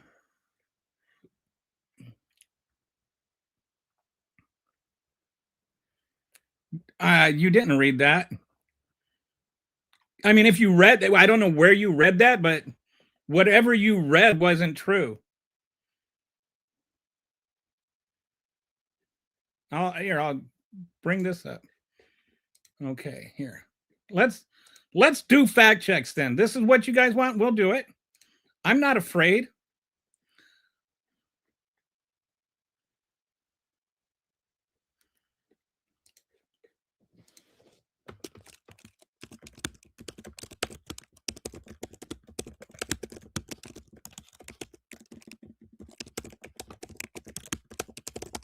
Did Biden deport people who had deportation orders? Let's see. Let's see.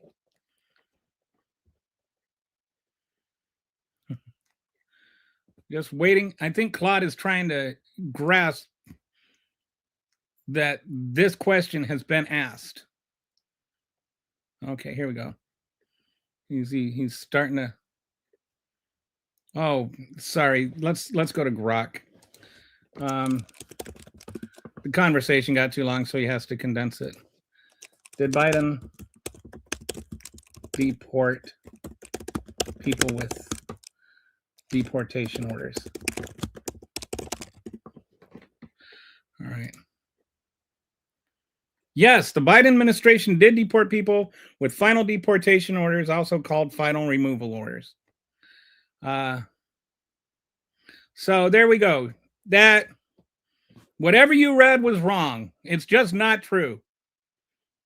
Go ahead, challenge me. Tell me something I said that's not true.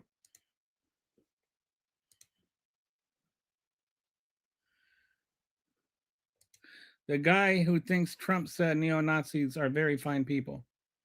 Donald Trump did say neo-Nazis are very fine people. You're not listening. You're just too brainwashed.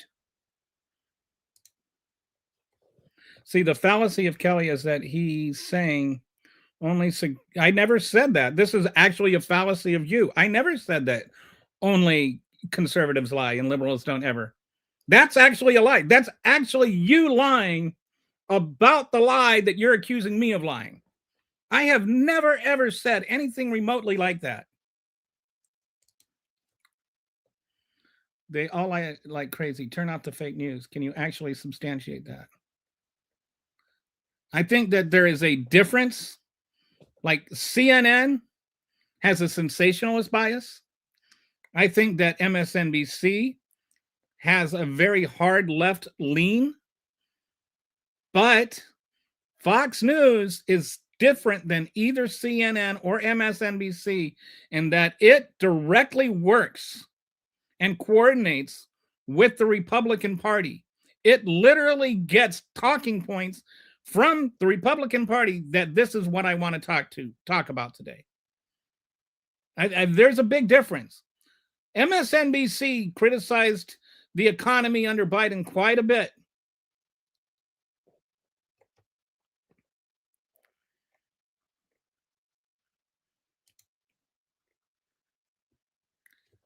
Trump, the PDF fraudster president, Adam, that Trump?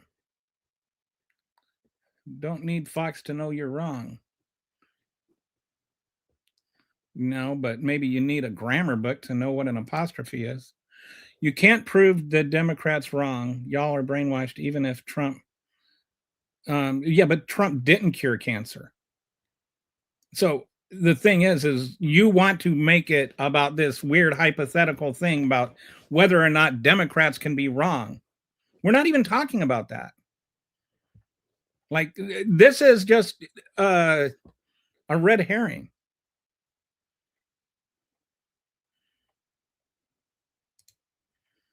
Shannon, haha. Man, MAGA is so diluted. I think you mean this is text to speech. DELUDED. diluted, like they are doing waffle pancakes discourse. I listen to Democrats who tell me what they are. Whatever, Adam. This is so now you're just into this whatever, like you can't say anything specific at this point. You're just like applesauce. There are sanctuary cities in red states, but Trump is more concerned about punishing blue states.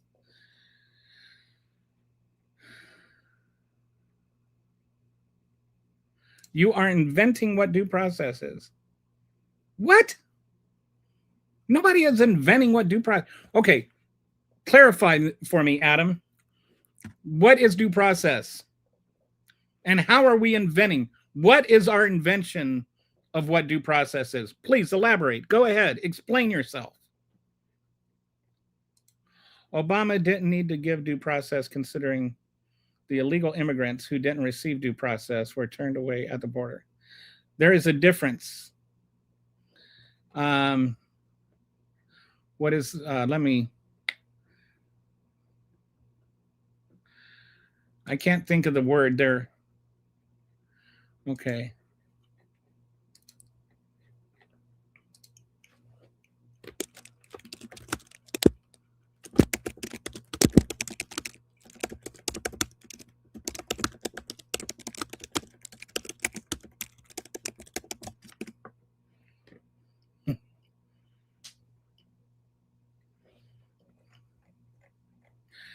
So did Barack Obama, are we in this? Yeah.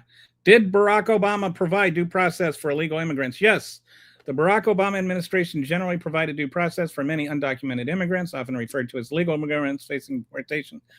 But it also relied heavily on a streamlined process that limited or bypassed full judicial hearings for a large portion of cases, particularly at the border. And I think there is a very distinct and reasonable, there's a very reasonable distinction made here. The U.S. Constitution's Fifth Amendment guarantees due process to all persons in the United States, regardless of immigration status. Immigration proceedings are civil, not criminal.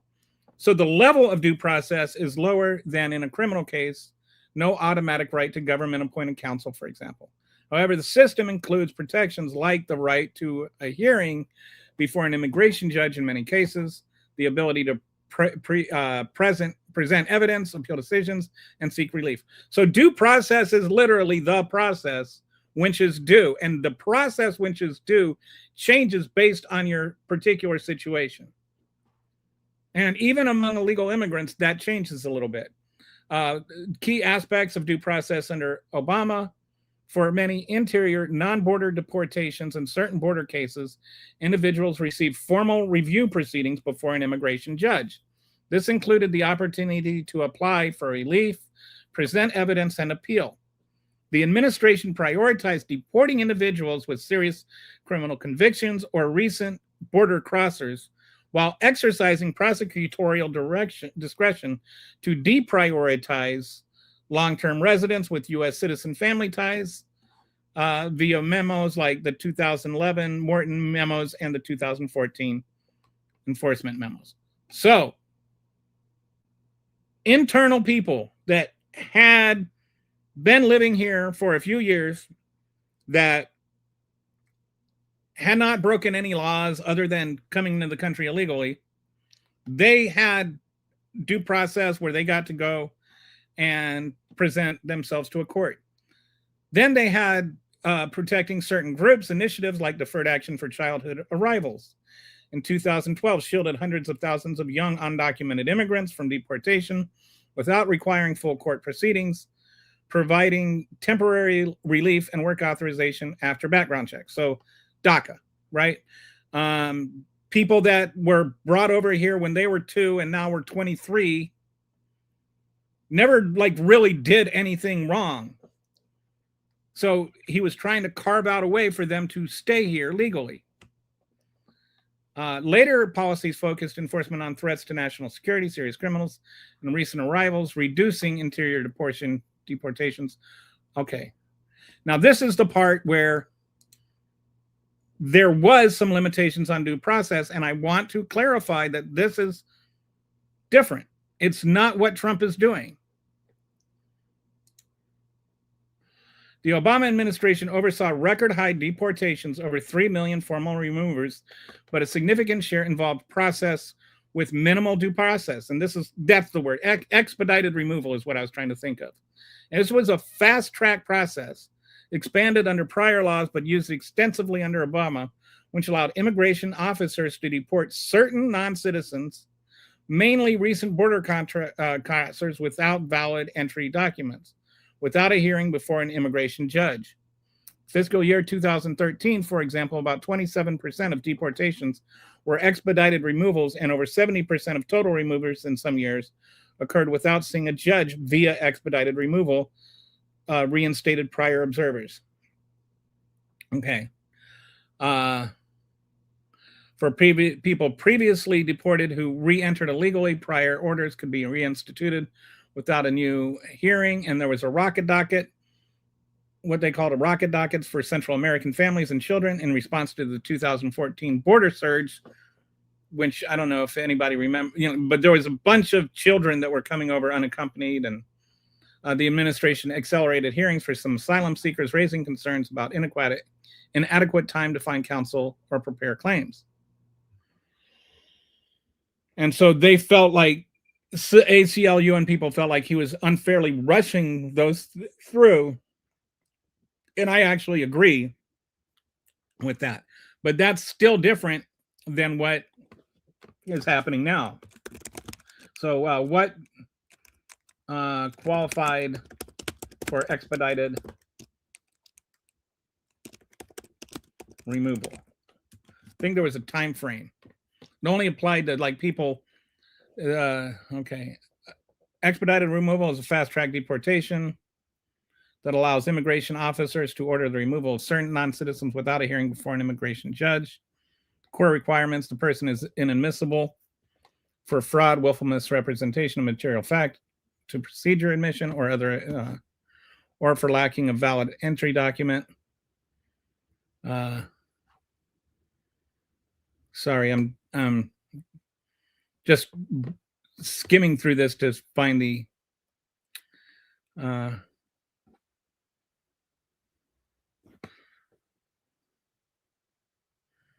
so in January 2025, the Trump administration issued a Federal Register notice expanding expedited removal to its statutory maximum, applying it nationwide to eligible non-citizens who have been continuously present for less than 2 years.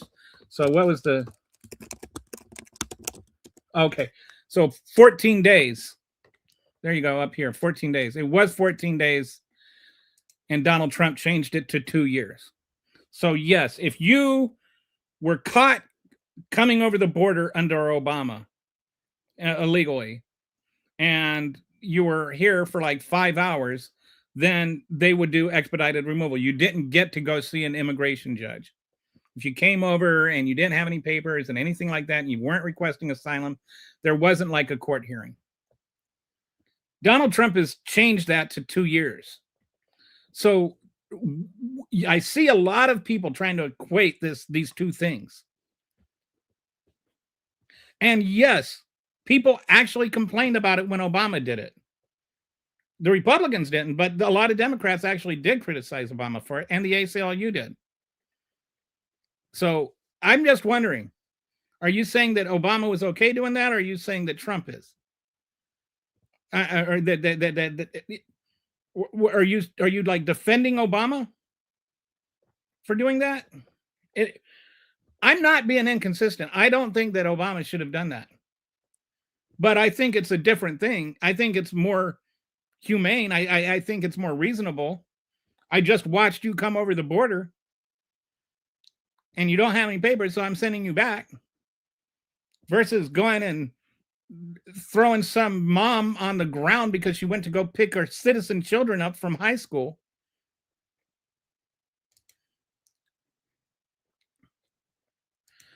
Thanks. I didn't mean to help, but I'm glad my comments helped ground you.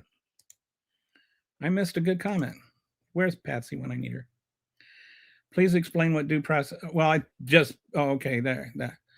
I hope that my explanation didn't go too far off into the woods. But this is what I mean. Like, we need to actually keep our conversations based in fact instead of just yelling talking points.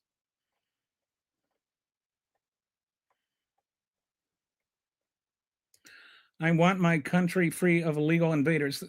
What does the word invader mean to you? I have a problem with that because you're using racist rhetoric irresponsibly. Invaders. So a 3-year-old girl that a 5-year-old kid with a bunny hat is an invader to you? You think they're a threat?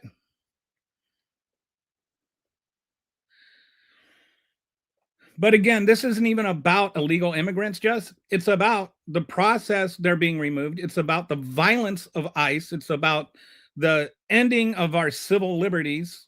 It's about like destroying the First Amendment, Second Amendment, Third Amendment, Fourth Amendment, Fifth Amendment, Sixth Amendment, Eighth Amendment, Ninth Amendment, and 10th Amendment, and 11th Amendment. The only right that he hasn't gone after, and the 14th Amendment, by the way, the only right Trump hasn't gone after is the one that you can sue for over $20. Or if you sue for over $20, you get a jury. In Illinois, Pritzker put a law against ICE not being allowed 100 feet around the government buildings for that reason. One of the half decent things he did. I imagine that's state government, because I don't think he could do that with federal governments. But this is one of those things, like even the 10th Amendment, like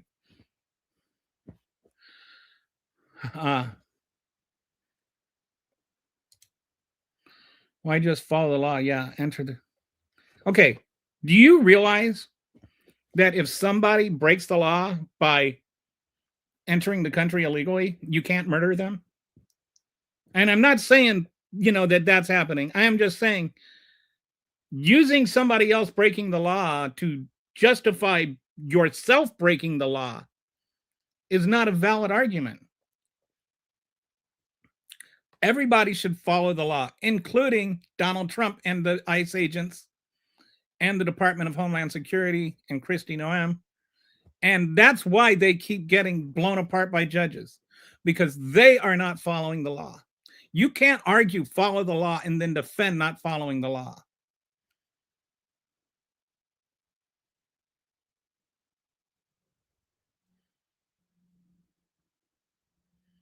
I don't know what that means.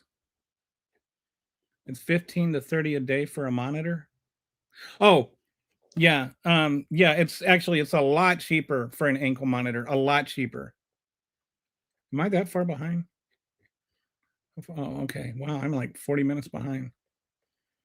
I can tell you what immigrants mean to me. I live in a small town in West Virginia, and we have a sizable Hispanic community, and they all work, including the women, and they fuel our local economy. The undocumented immigrants bring so much money to our economy. It's truly a thing that I wish the so-called liberal news would actually talk about more. I mean, I'm not. This one is okay. What is?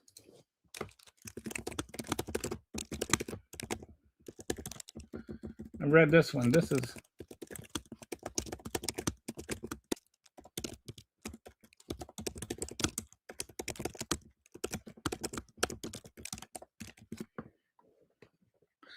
Like, people need to read more from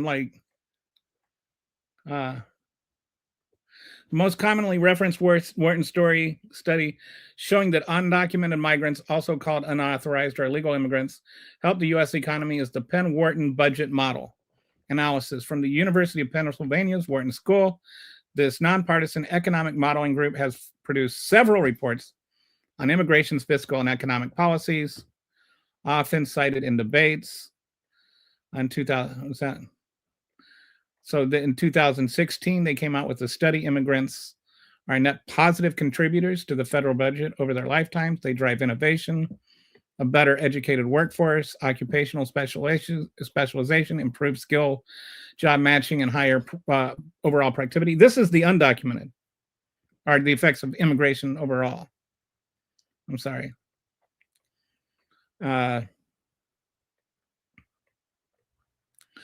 More recent analysis on July Mass.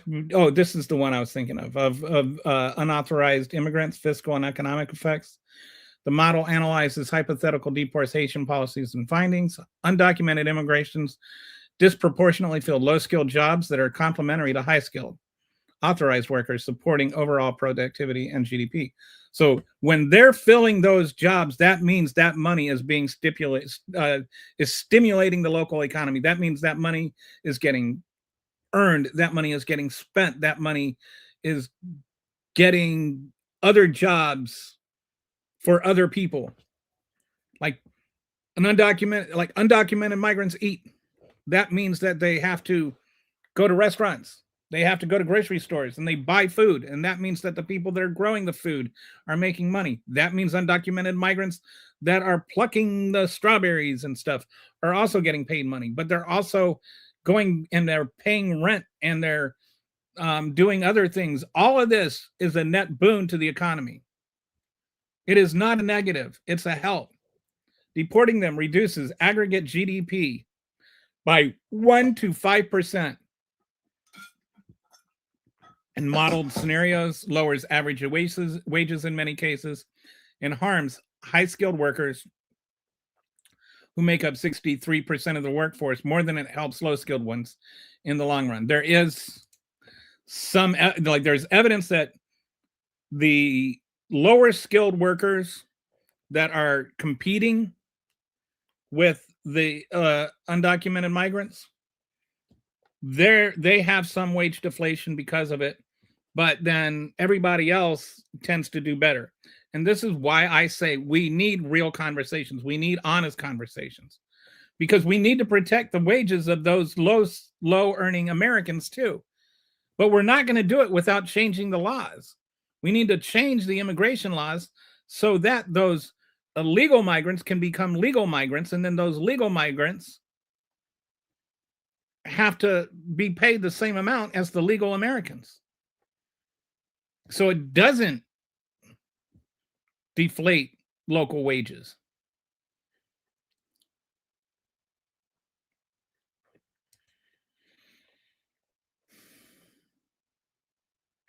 Anyway, can you give me a link to the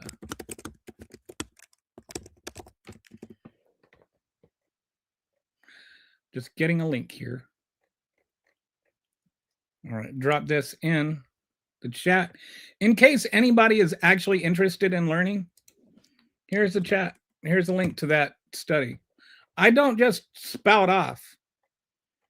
I actually do look for answers and I do find them.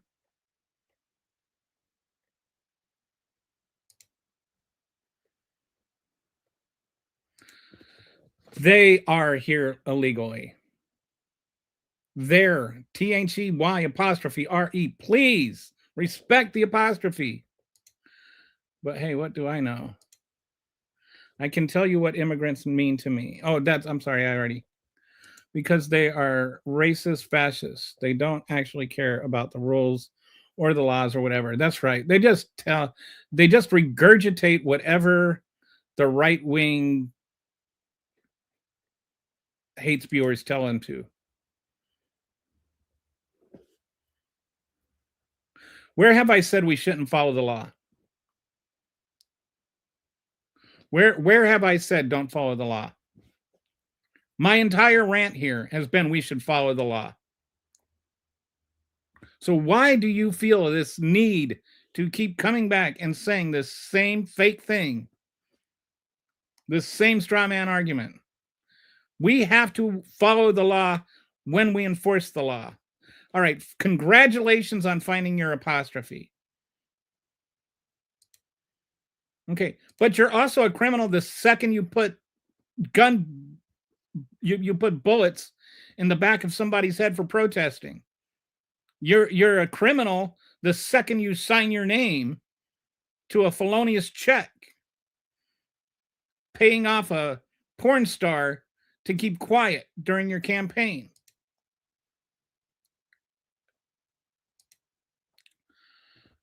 Liberal Trigger seems totally trustworthy.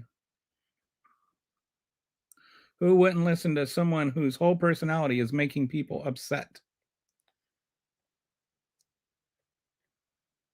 Bye bye fast. Guess that's the person you're saying that to the person who glad my okay. But do you want them to get do you want to get rid of them legally, John? The question I'm honestly asking you, do you care if ICE follows the law or not? Because this conversation, as much as you're trying to make it about this, is not whether or not undocumented people should be here. The question is whether or not ICE agents should follow the law. So, do you think ICE should follow the law? Can you answer that question? Do you have the courage to be honest? Oh, Iron Triangle for me. There was a documentary back in the 80s, I think, on this one in GE, one like a Pulitzer or something. Yeah, you should look it up. It's really interesting. Once you get this thought in your head about iron triangles, it's like when you learn a new word and then you suddenly see it everywhere. The irony is that happened to me with the word ubiquitous. But like once you learn a new word, it's like all of a sudden it starts popping up all over the place. And yeah, once you see the iron triangle thing, and that's definitely a both sides thing.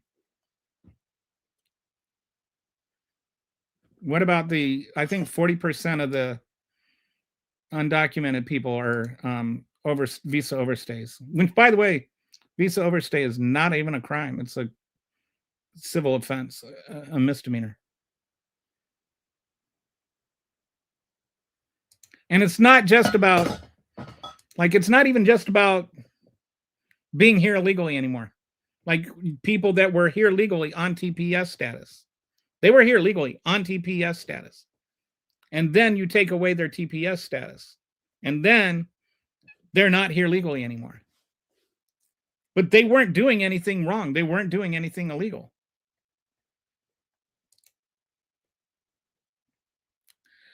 Yeah, I had a show last week where I went through meticulously showing over 154 items from the Trump administration that are fascist, based on the 12 tenets of fascism.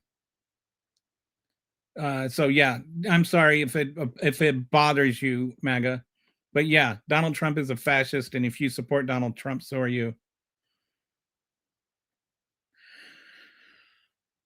MAGA doesn't care about the death toll. They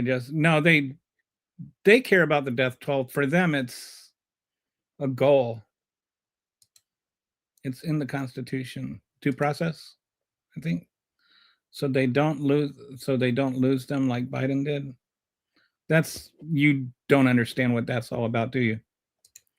The whole study I think you're referring to the study of the 300,000 or whatever that was, which, by the way, that was 2 years under Trump and 2 years under Biden, and they weren't really lost. That is a misrepresentation of what happened.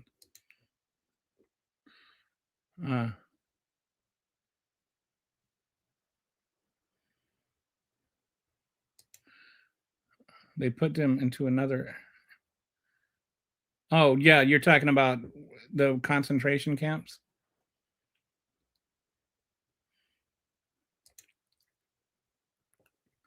Got to break some eggs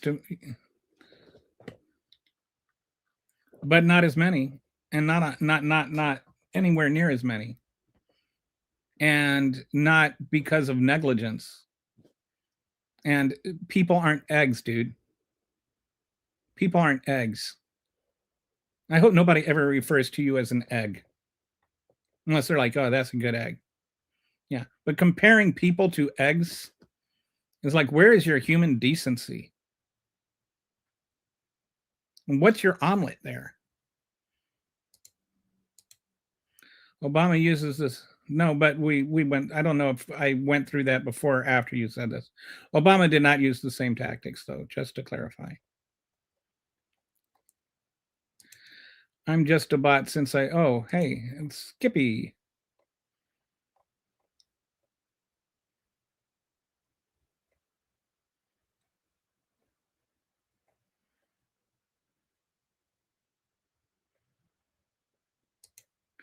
Can't get past the left-right divide. I'll look another. I don't think I'm smarter than you. I'm just pretty damn sure I am, based on this sort of nonsensical rambling you've got going on there. I bet you had Velcro. Do you still wear Velcro shoes? Did you ever outgrow Velcro shoes, or did you just go into slip-ons and just skip the whole lace thing entirely?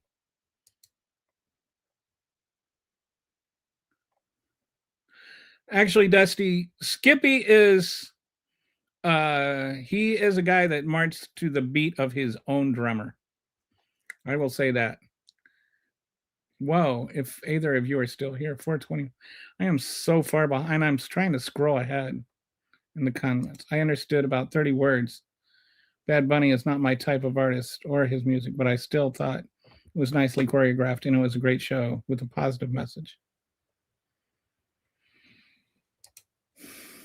I saw somebody like they were passing around these lyrics from one of his songs that are dirty, and then they weren't even sung during the thing. But I thought it was funny that they were complaining about nobody knows what his lyrics mean. So then they quoted some dirty lyrics from one of his songs as though like virtually everybody hasn't sung about sex at some point. And then Chris Rock is actually singing about pedophilia, and the song lyrics that they were accusing him of singing weren't even sung during the halftime show, which they would know if they spoke Spanish. Anyway.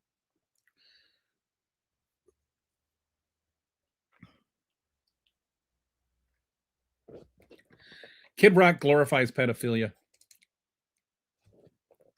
That like I'm usually cautious about saying stuff like that. But he literally has song lyrics about like if they're not statutory, you say they're statutory, I say they're mandatory or something gross like that. That's who you want your kids watching. Remember, MAGA cult cowards, if facts aren't good for the leader.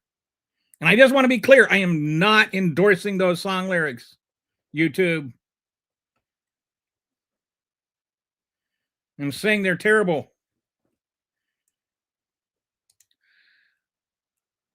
Well, that's what I find the links to. I'm sorry I don't know every single link off the top of my head. But yes, using Claude or AI to do research is perfectly valid. You can always go to the source material from the AI. Maybe you don't know how things work. Oh, you don't have every single government website memorized off the top of your head. By the way, I accurately quoted the law too, didn't I?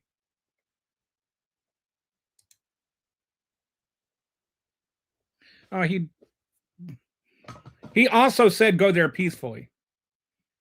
So yes, he did. Everybody knew what he meant when he said it. What about Israel since then? I don't agree. I don't know what. The next sentence he uttered was, yeah, that was his little way. That's his little disclaimer. But he meant it.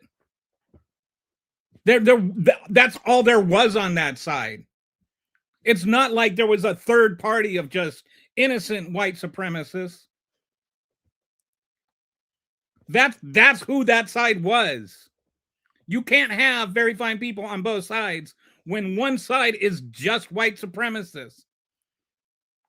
And by the way, what he was saying when he said both sides, the other side was the left. Most of his speech was defending the white supremacists on the right. Go watch the whole thing again. I've heard all your little arguments. I've read the Snopes article. And that's what everybody misses, is that the original group he was talking about and defending were the white supremacists. This is just his mob talk of, oh, I need to say this for the camera. But you know what I mean.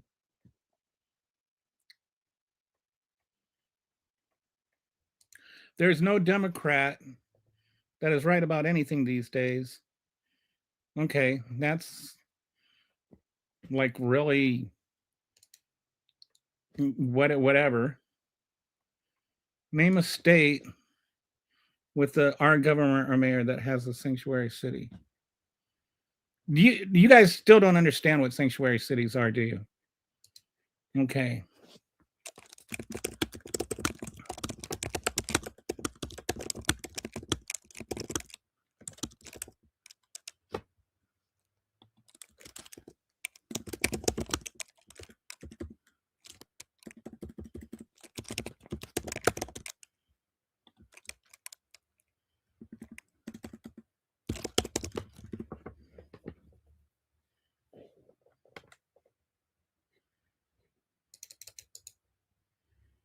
Mhm.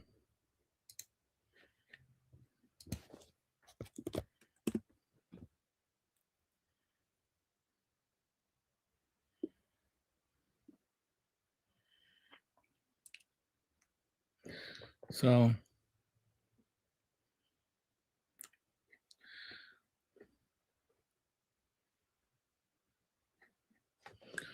let's go ahead and cover this too, because I think we need to have some clarification on what sanctuary cities mean. This is not true.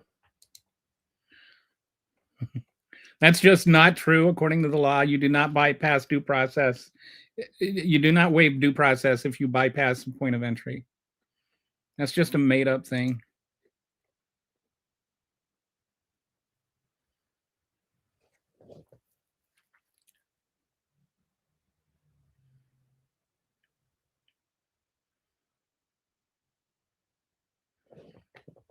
Yes, there are sanctuary jurisdictions, primarily cities and counties in several Republican controlled or red states that are typically vote Republican in presidential elections or have Republican governors, or sanctuary policies at the state level are overwhelmingly found in Democrat.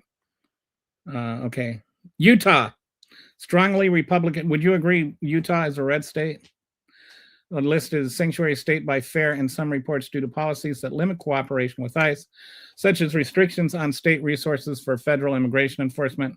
Other sources like CIS do not classify it as a full sanctuary state, but note local jurisdictions with such policies. Some reports also mention North Dakota in lists of sanctuary states, though this may stem from specific limited cooperation policies rather than a comprehensive statewide approach. Then you have some cities in red states: Atlanta, Columbia, DeKalb, Douglas counties in Georgia, Idaho, Power Country, Indiana, Lake Monroe, St. George, Joseph counties, 3 unnamed cities. So anyway, yeah, there's quite a list.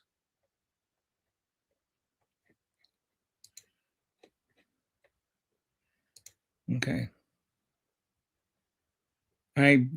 Skippy's thoughts have not been censored at all.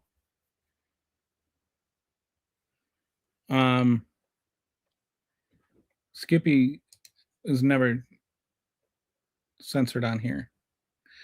Immigration is a civil matter, not a criminal matter. And there's a reason for that. Because if it were a criminal matter, then you would be turning up the volume on what due process means.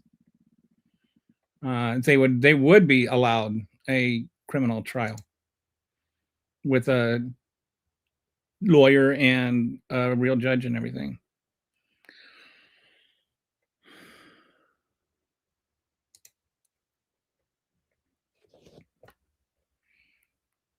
Because you don't, John, I've already talked enough. I've already explained like 3 times what sanctuary cities mean. So your question, if you were listening, would be answered. And if you weren't listening, I'm not going to explain it again so that you cannot listen again.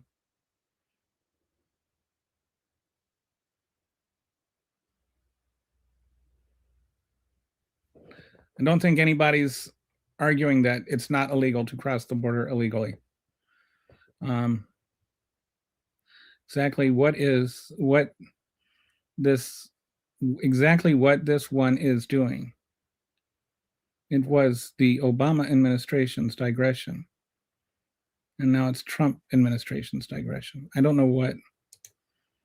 ICE has reported people that were handed over from prisons as if they catch them themselves in order to prop up its numbers. And most of the people, like the ones they're complaining about, are the ones they didn't come to pick up. Hot take, if the Obama administration did something bad, the Trump administration doing it as well doesn't make it any less bad, even if it was the exact same thing, which it isn't. And yeah, especially if you complained about the Obama administration doing it, and now you're using the Obama administration having done it as justification for Donald Trump doing it, when Donald Trump is doing it and more. Like we went through this. 14 days under Obama, 2 years under Trump, at the border under Obama, in the interior under Trump. He has taken this policy and expanded it. So Trump is not doing the same thing. He's doing it in likeness, but not in kind. He thought it was meant a jury trial. I don't know who you're talking about it. Are you saying I did that? Dude, I'm the one that said the process that is due. That's what I've been saying the entire, like, goodness gracious. I hope you're not thinking I'm the one saying that. I've been saying that for months. Insane people will still defend Trump even though he is actively suing branches of the government that he's actively running for things he did. Like he's suing the IRS for what happened in the IRS while he was president and running the IRS.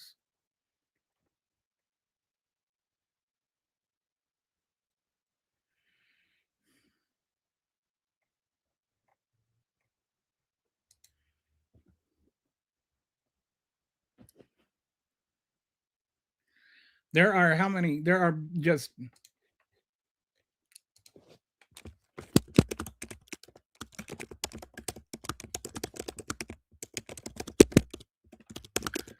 Okay. This is like I'm asking Grok. Oops.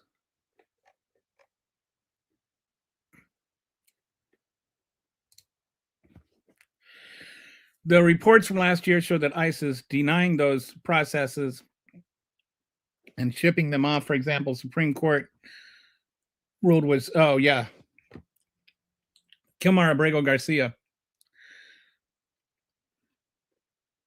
They shipped him off illegally without any due process, and he was required due process. So then they went through all this stuff about whether he did have due process. They sent him to this prison. Eventually, they were forced to bring him back, and they pretended that they were bringing him back for a trial. And then the trial was a bogus trial. It's so bogus that even the judge wanted to bring in, what's his name? Number 2 guy at the DOJ to testify, because they weren't even going to, they only brought charges after all the embarrassment on being deported. And then it was just like giving somebody leniency, a human trafficker that had actually been convicted, just having some human trafficker say he did it. So the whole thing just stunk to the high heavens. And so the judge, it looks like the whole case is going to get thrown out of court. So then the judge let Abrego Garcia go, and they were trying to deport him again. And the judge said, no, you can't do that. They're just vindictive. The kid with the blue bunny hat and his dad, that they came over here legally requesting asylum. And by that, when I say they came over here legally, they did the program where they applied via the app and got pre-approved to come over here and seek asylum. They did it extra super duper legally. They did it as legal. There is not a more legal way to request asylum than they did. And then they put the kid in prison in this prison to get his dad to renounce their asylum claim. That's just evil. There's no other word for that. You're detaining a 5-year-old child to force a father to say, no, I'd rather go back and get murdered than have my son stay here and be tortured.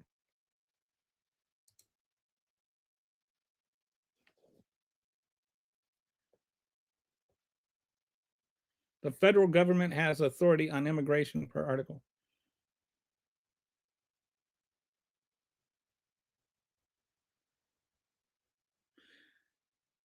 That is nonsense. Yeah, Article 1 covers Congress, dude. And anyway, there weren't immigration laws when they wrote the Constitution. Illegals generate lots of money and get almost nothing back because they can't get government benefits, right? Sink Uyghur of the Young Turks was on with Tucker Carlson, and they had a 2-hour conversation that was pleasant. That's interesting. I disagree with both of them on a lot of things, almost everything. I'm not as far left as Turks. How about y'all talk about Trump actively suing the government he's in charge of? Nope, that would require critical thought. Just because it was ruled to bring him back doesn't mean he can't be sent to a different. Yes, it does, actually. And it's kind of, they've tried doing that. They were going to try to send him to Liberia and all these other countries, and the judge said no. And you're missing the point of the whole thing, which is doing what is morally right instead of just trying to vindicate yourself. So what happened with Abrego Garcia? He was 16 years old when he came across the border. When you come across the border, you have 2 years, or you have 1 year to request asylum. And he was here for 2 years. The 16-year-old kid did not know about American asylum laws. Oddly enough, that, not every 16-year-old kid in Central America knows exactly what the asylum laws are. But they had tried to murder his brother. The cartels had tried to murder his brothers, and then they were going to murder him. So he fled for his life, and he came over here. And he was living with his brother. And then he did request asylum. And the judge said that he met the standard to get asylum, but he met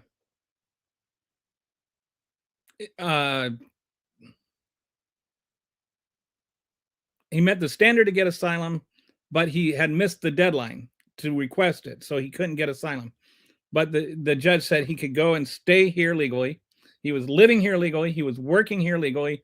There were no deportation orders issued against him. That was a myth that the right wing had, disseminated. And then that was just never true. There was a bunch of other stuff that was never true about him.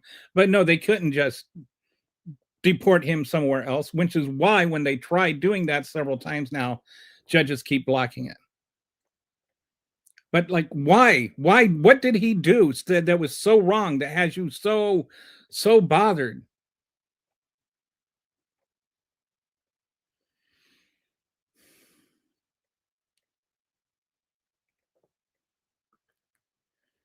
This guy just wants, no, see, this is no, dude.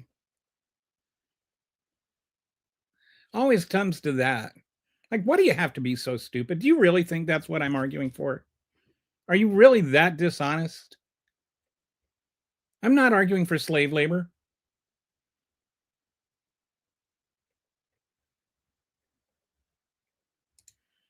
The Supreme Court acknowledged there was withholding. No, the Supreme Court did not acknowledge that. Oh, with a withholding order. Yes, I'm sorry. Yes, they did acknowledge that. Which is why we kind of need them.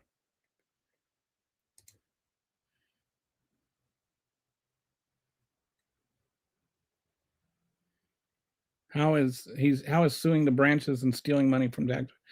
The man is, and they're always like, well, he doesn't even cash his paycheck, his $400,000 a year paycheck. That's part of the scam. Man made like $4 billion off of 1 year of being president this year. Now, I'm just saying, if you're going to say you're an idiot, you should probably use the right you're. If you're insulting somebody's intelligence and you're not doing it grammatically correct, you're just asking to be mocked. I skip over most grammatical errors, but when it comes to the ones that are personally insulting my intelligence, yeah, then I'll call them out. So how are ICE agents not following the law? Well, that's what we've been talking about here, isn't it, buddy? They are breaking into people's houses without judicial warrants. They're executing people on the streets. They're pulling people out of their cars. They're beating citizens and dropping them off in parking lots. If you don't know how ICE is breaking the law, then you have not done honest research into what is going on.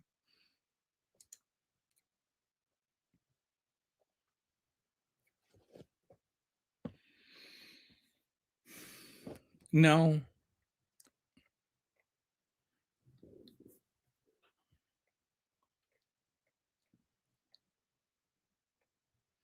I'm assuming that this I already discussed. I don't know if you typed this before or after I discussed it. Of course.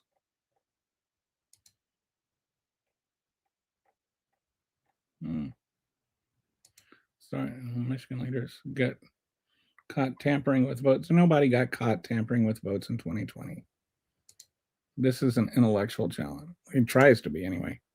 Most of the sanctuary cities aren't listed on the DOJ website, but New Orleans is.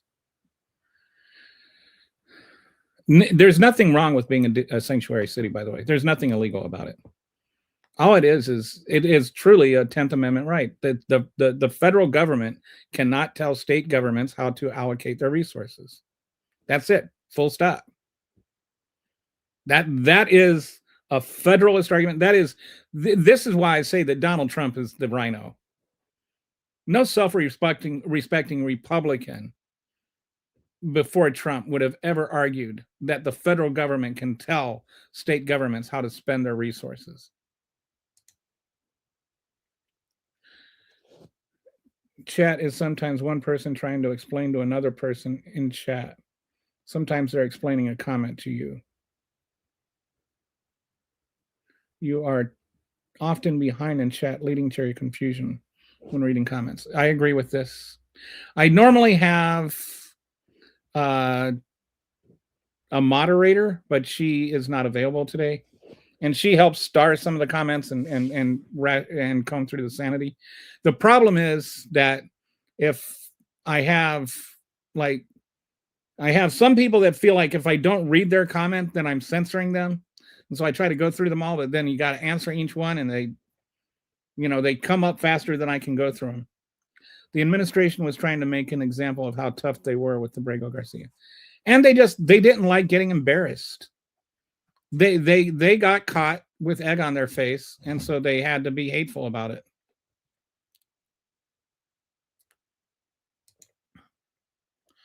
Confirmation by Palm Springs PD and Miami-Dade sheriffs that DJT was the whistleblower about Epstein based on stories. There's no confirmation of that. It's not even true. Here.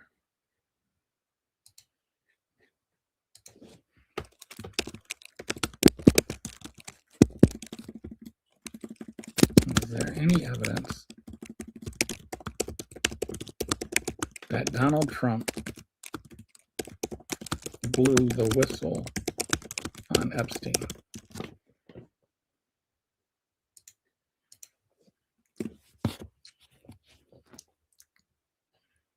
No credible evidence shows Trump ever whistle blew on Epstein's activities.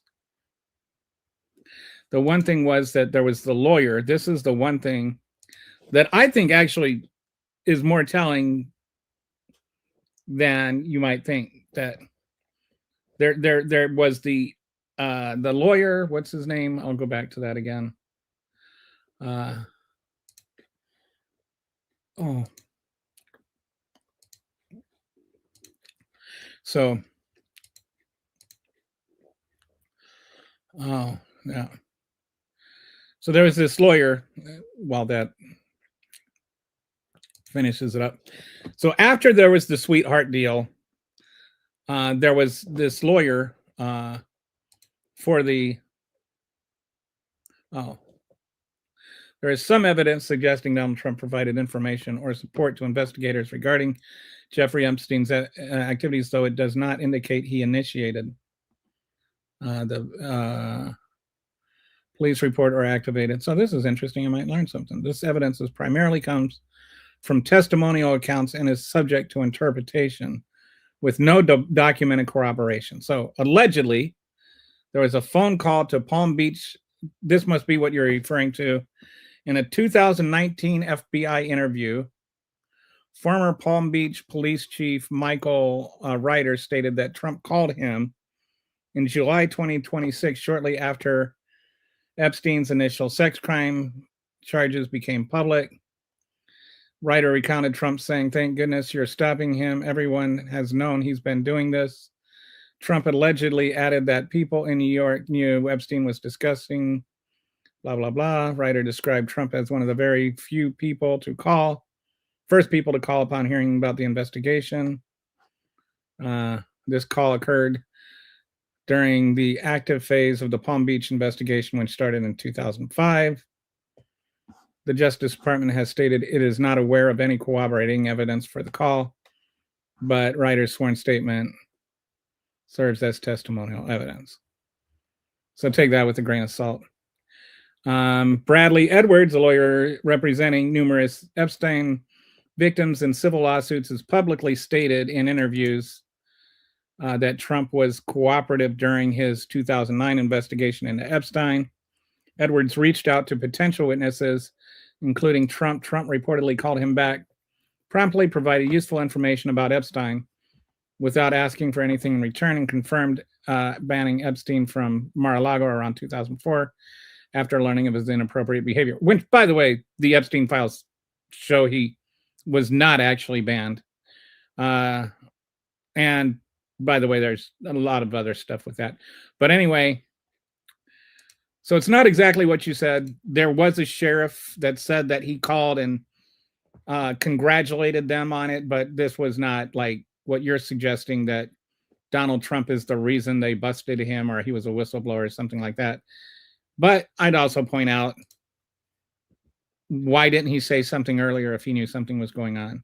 What did he say to this defense lawyer that was supposedly helpful?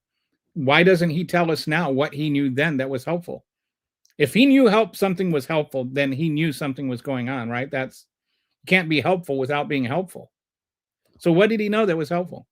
Why doesn't he tell us what he knew and when he knew it? If the lawyer for the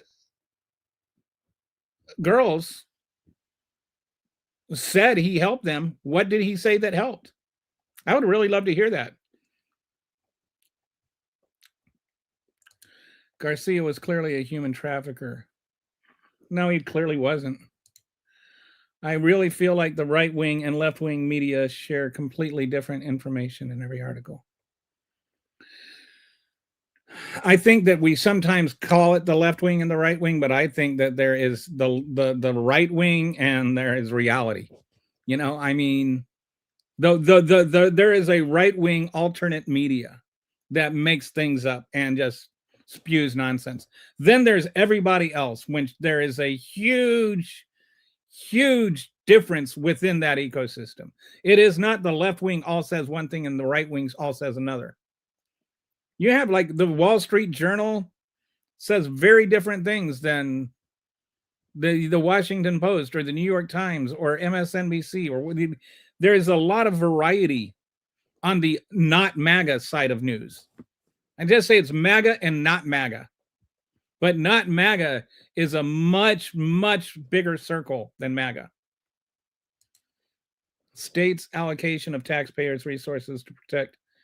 It's not to protect illegal immigrants. It's to not spend money going after immigrants who aren't doing anything. It's not about how they're not spending money. It's their how they choose to spend their money, how they prioritize things. That is like literally what states' rights is all about.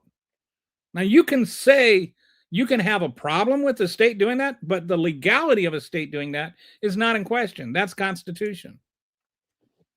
MAGA doesn't do real research. Their facts are solely based on, yes, they mock real research.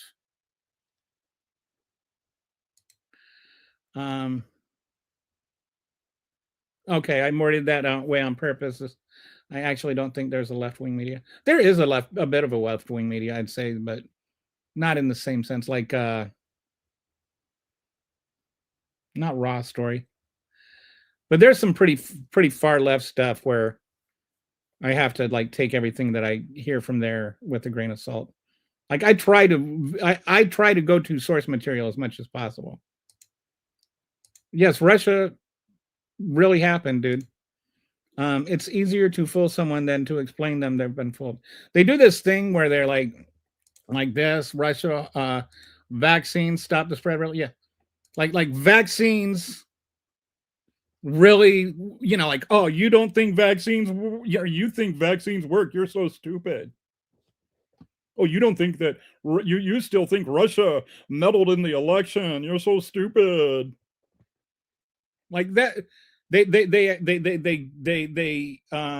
steep in their nonsense for so long that even after it's been debunked over and over and over again, they still just, if you do not taste like their vaccine, like their nonsense, then you taste wrong to them. They don't know how to distinguish between truth and reality. Yes, Russia interfered with the 2016 election. And yes, Donald Trump and his campaign repeatedly met with people in the Trump administration who were trying to meddle in the election. Those are facts that are in the Senate report that was a Republican-led report. It's easier to fool someone than to explain them that they've been fooled. And who was that? That's my I like that quote.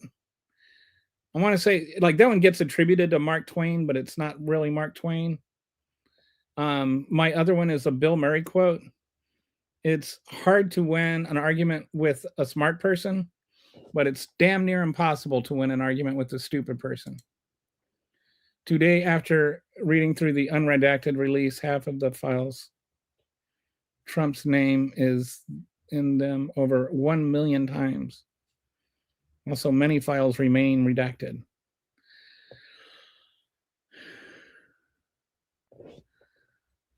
I'll have to confirm that. That's the second time I've heard that, but I haven't. They weren't. You don't know what you're talking about, and I'm not going to spend time. Okay, interfere wasn't the accusation. The collusion was the only one that talked about collusion was Donald Trump. And he did. He met with Russia to get leaked his campaign met with Hillary Clinton or with people from Russia to get leaked campaign emails or to get linked emails. He literally did that. Now, they told us that they didn't have anything, but we know for a fact that they met for that purpose. That's not a dispute. Oh, they just wanted to talk about adoption once we got there. But we saw the emails between Junior and them. We know what happened.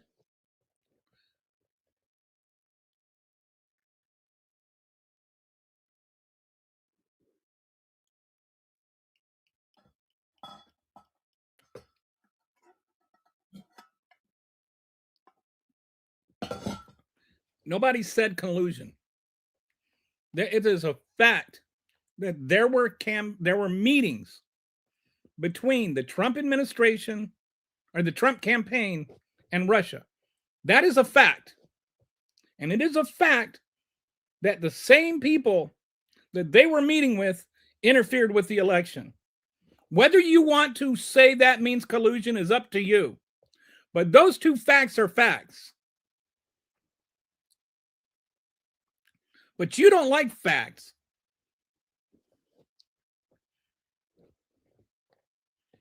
All right.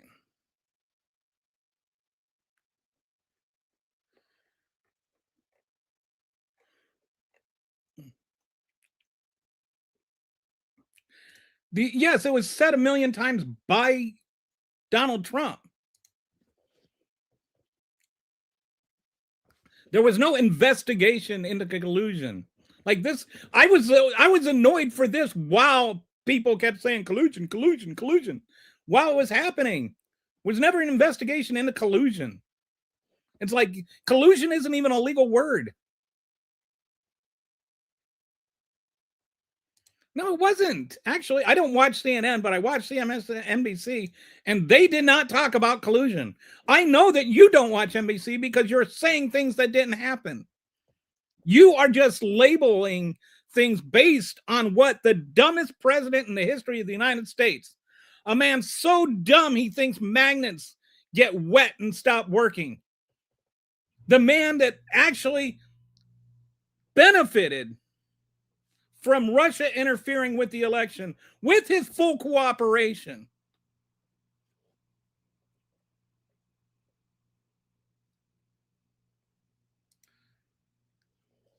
The Mueller report, read it. Read it. See, that's the problem. You guys don't read things. You just say things. I read the Mueller report. There is all kinds of meetings between Trump and between the Trump campaign and people that were interfering from the Russian side. There was all kinds of coordination going on. Now, he said that he couldn't prove collusion beyond a shadow of a doubt or cooperation. But he also said if there weren't any crimes, if I didn't think there weren't any crimes, I would have said so. You guys never read the Mueller report. I did. No, I'm not going to calm down. I'll ban your stupid sorry butt before I calm down. It's also a fact that they tried to pressure the president of Ukraine to make up lies about exchange. Yes, about Biden. And yeah, you know what else? Donald Trump tried to overthrow the country. He threw an insurrection party. He watched people beat cops nearly to death and rewound to watch his favorite parts again and again live instead of calling the National Guard. And you know what else? Nancy Pelosi doesn't run the National Guard in D.C. And you know what else? Masks work. And you know what else? Vaccines save lives. You guys and your stupid conspiracy theories, it's not even like they're good conspiracy theories. It's like you just double down on the stupidest possible talking point, and then you marinate in it so long that you can never, ever get the stupid out of your brain. All right, time to...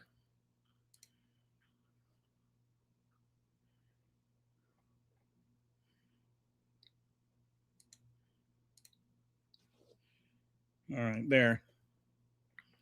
We don't need just people trolling for the sake of trolling. Wow, Jamie Raskin. I have to look into that. All right, so what a day.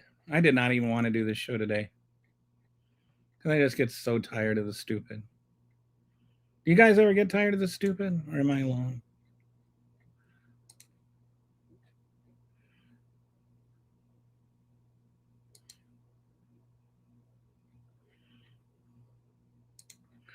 All right.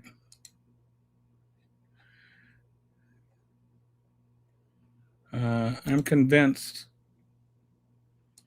that some of these commenters are literally children, or I think that there's like certain people that they just pop around on the vertical feed and say stupid things and they never listen. Anyway, I mean, it's like I get to a point where you're not here to actually have a conversation, and I'm willing to have a conversation. I'm willing to listen to people and but if you're just here to troll and argue, then get the fornication off my channel. So anyway, they're gone.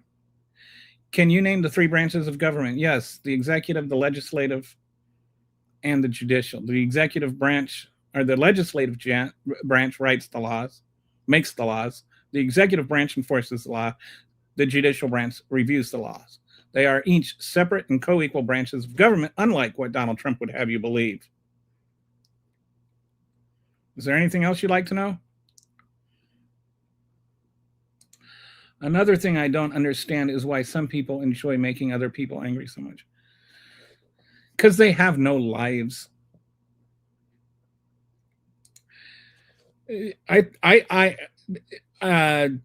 What troubles me is not just, I don't know if he can name them or not, but the way that he says things like, Article 2 gives me the power to do whatever I want. Or when he talks about judges that were named by presidents other than him, and he calls them liberal activist judges, as though only the judges that agree with him actually are allowed to be judges. Like the idea that he has anything other than absolute power to do whatever he wants, which is a quote. He said, I can do whatever I want. That's not me being hyperbolic. But somehow it doesn't give Biden the power to do whatever he wanted, or Obama, or any other president. And so, like, they deny court orders. They write laws basically for themselves. They redecide how congressionally allocated money is spent. They do things that are, just trampling the actual means of making laws in the Constitution. And they also are, as I said before, stomping all over our constitutional rights while they do it. Because their children can't make prank calls to businesses anymore, thanks to caller ID. When I was in junior high, my big prank call was I was looking up a name of a friend, and I came across a Howard Cunningham that lived in Grand Forks, North Dakota with me. And so I just had to do it. I called, and some woman answered the phone, and I said, can I talk to Richie? And she's like, Richie? I'm like, yeah. Richie Cunningham? This is Howard Cunningham's residence, right? Is Richie Cunningham there? And she just lost it. She thought that was, I don't know if she knew I was doing a prank call or if she thought I was like honestly confused. But anyway, she did think it was funny. Can you say anything without Donald Trump in your breath so you don't see Trump taking down the old guard of fraud and corruption? He definitely doesn't understand how the branches work in a functional government. I don't think he understands anything about a functional government.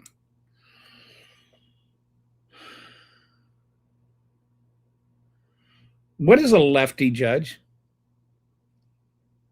I mean, Mitch McConnell got as many righty judges as he could get confirmed. And you act like what does all that mean? It's like Donald Trump is sitting there. He's literally letting the Federalist Society choose his judges for him. How many?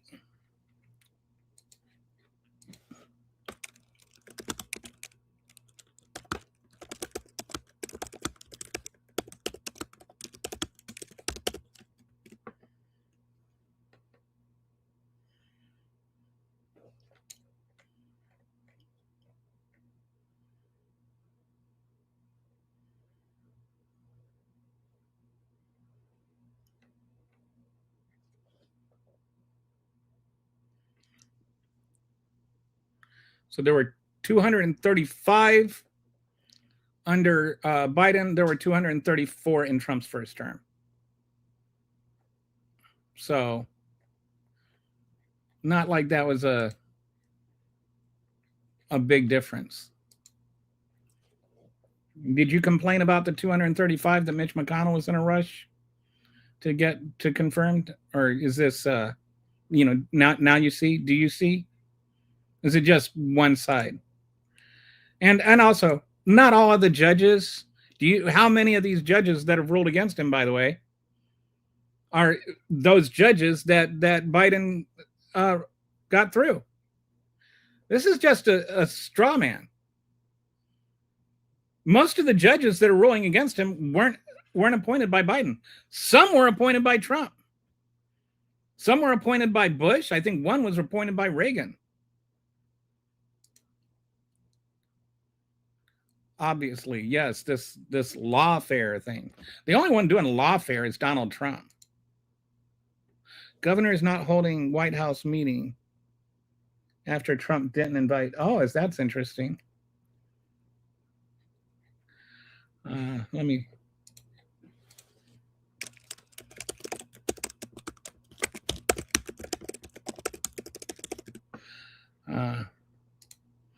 So yeah. Governors won't hold Trump meeting after only Republicans invited. The National Governors Association has canceled its White House meeting.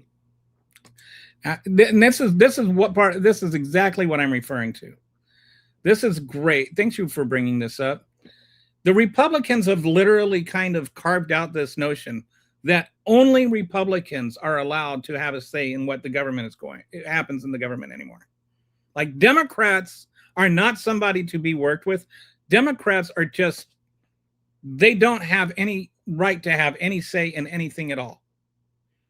They can't offer any amendments on bills or any, like, it is 100% the enemy. And it's not even just Democrats versus Republicans.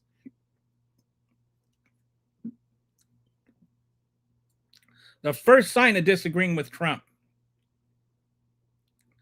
and you get ousted. Marjorie Taylor Greene, who I think we can all agree is not a liberal, decided that she was going to stand up for victims of rape. And Donald Trump basically had her cast out of the Republican Party and Congress. Sure, voluntarily and everything, but she's gone because she decided one time to stand up to Trump in favor of raped girls. Trump doesn't understand any of the executive orders he signs. Anytime he has a press conference where he signs them, they are put in front of him. And somebody explains to them, and he just sits there and looks at them with this blank, slack-jawed look on his face and, like, drool coming out of his left cheek, and he has no idea at all what they're talking about. He doesn't ask any follow-up questions. I have to wonder why he doesn't know what he's signing before they sign it. Why doesn't he explain to the press what he's signing? How about that? He is an auto pen. All their talk about auto pen, Donald Trump is an auto pen. Judges are supposed to base, yes, they are they are basing their decisions on law, not politics. That is exactly what they are doing. And that's why you will never hear, when they talk about this was an activist judge, you'll never hear them, the Trump administration, react according to the law. The Trump administration reacts according to politics, not law.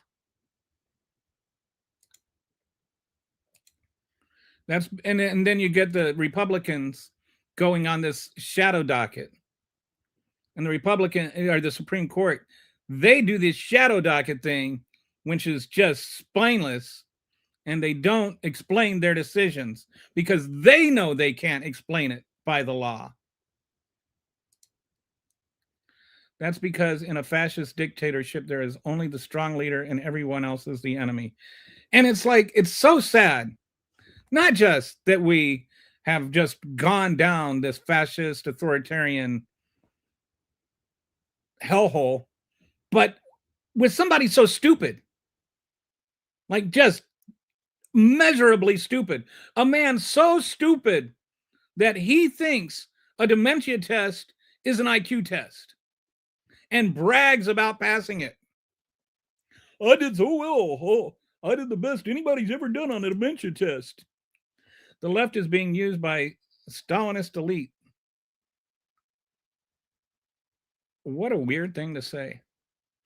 MAGA thinks executive orders are a law. Unless Joe Biden signed them. Lefty activist judges, like, she's not a lefty activist judge, she's a Supreme Court justice.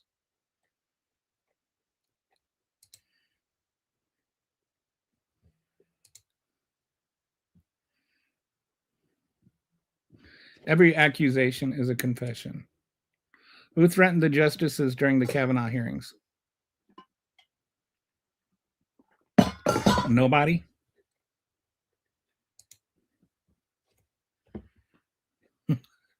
Did anybody, what is it? I don't know.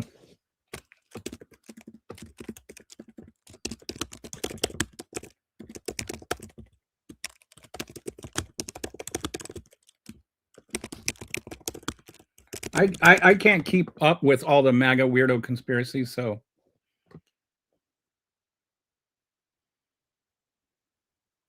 I don't know what you're talking about. But I don't know if there might have been some like fringe group or something. Are you trying to suggest that there was some, like, what is the point of the question? How is this not just a complete red herring? Hey, Kitty. Hi, we really needed you today. All right. I hope you had a good flight. Threats against Kavanaugh and his family during his testimony before Kavanaugh stated that he and his family had received vile threats of violence, including threats, harassment, hateful messages, blah, blah, blah.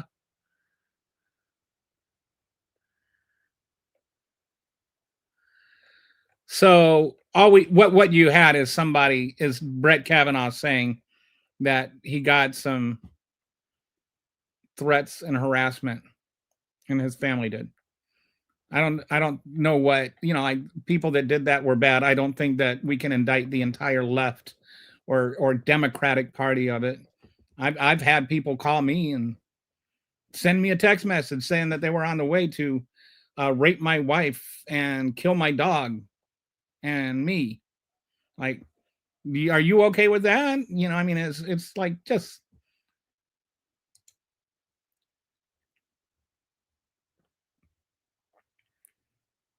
I don't know what you're. Anyway, I just have no. Bye, dude. Have a nice life. Okay. I've had to get mean today, Kitty.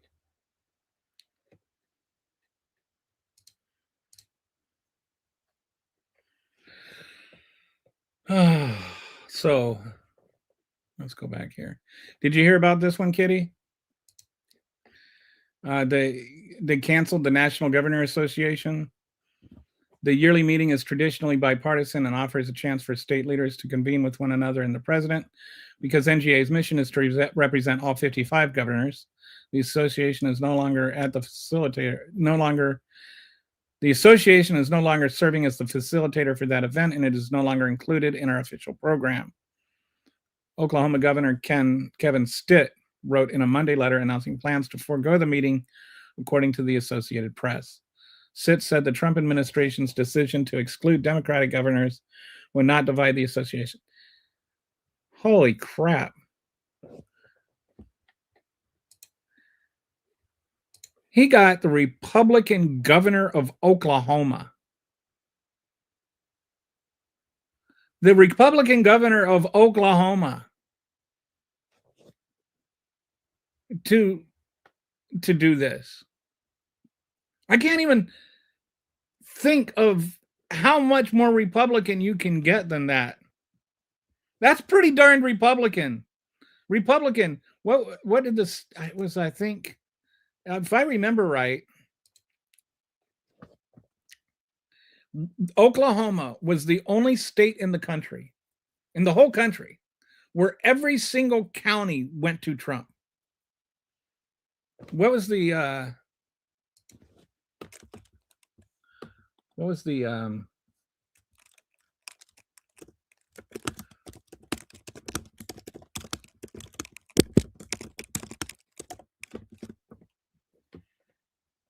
oh, and then there was another special election.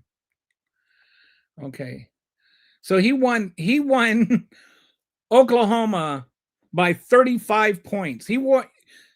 Trump got more than twice as many votes as Kamala Harris did in Oklahoma. It's not ruby red. It's like whatever comes after that. It's so red, it's almost black.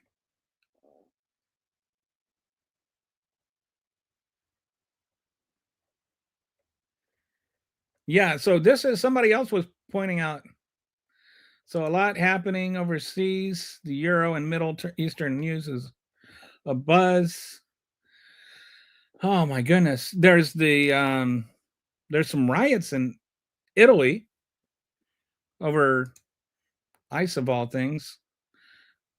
True, Oklahoma has a total population of like 19 million people. They had so about 1.5 million people voted, and about a million of them, a little over a million, voted for Trump. 499,599 voted for Harris. 30,000 voted for other. Total of 1.566 million votes. Okay, which state?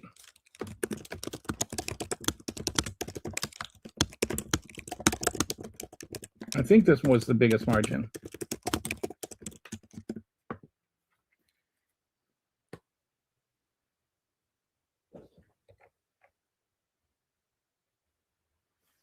Oh, Wyoming percentage-wise, 71.6% of Wyoming.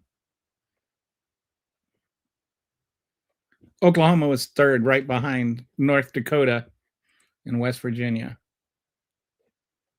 Or fourth. Wyoming, West Virginia, North Dakota, Oklahoma. But I think that's the one where he won every single county. And then, so you've confirmed this. I'd heard about. I saw this on Twitter right before the show. Didn't have a chance to look into it, and then somebody else mentioned it on the show. So he's in there over 1 million times. That's like, you've got to try to do that. Nebraska gave up their voter registration rolls. Yes, a red state just giving away their voter registration. You think that they would have given their voter registration rolls to Biden?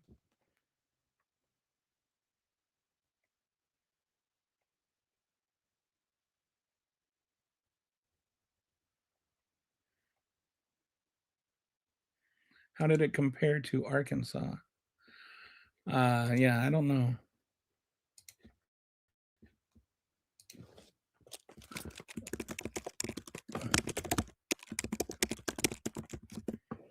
Yeah, Arkansas, like people forget Arkansas. Clinton won Arkansas. Wasn't that long ago. Well, maybe it was that long ago. Maybe I'm just that old. 30.64 percentage points. But, you know, there was another. This one was a special election where the Democrat had won with Harris, but it was kind of close. And now she won by like 37 points. You're starting to see some of these special elections with a 30, 35 point swing. And now you've got the Republican governor of Oklahoma Oklahoma. I cannot believe Oklahoma. That's like the most Republican state in my I think of Oklahoma as being the most Republican state. Over 1 million times and 300,000 documents. And MAGA doesn't think he's involved.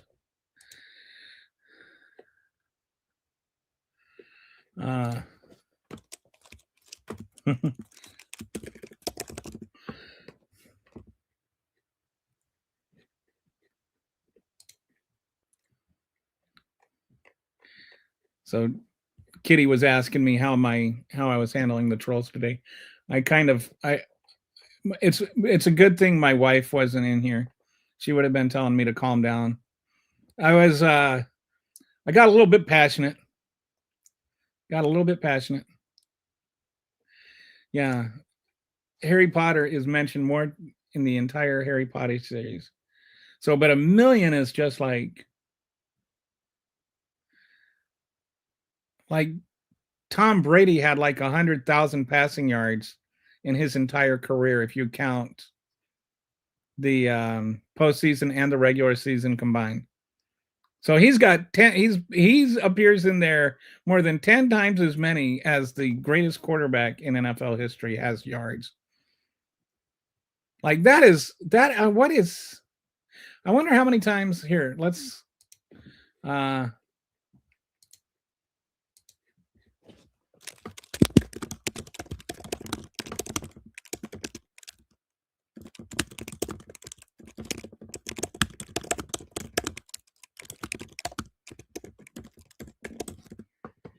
So I'm looking up how many times does God's name appear in the Bible in any form. So around 6,800. So more times than Harry Potter in the Harry Potter books, more times than God in the Bible, definitely more times than Jesus in the New Testament. I mean, Epstein files talk about Donald Trump more than the Cookie Monster talks about cookies. Like I don't know of anything that is more like that's 1 million times. That's a lot.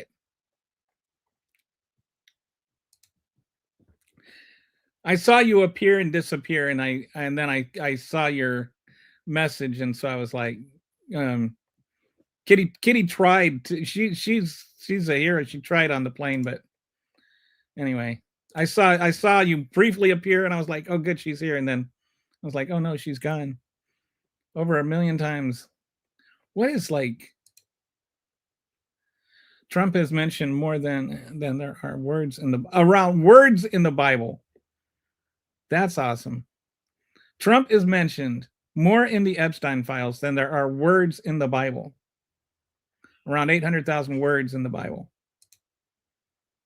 Regardless of politics or opinions, trolls are good for your channel.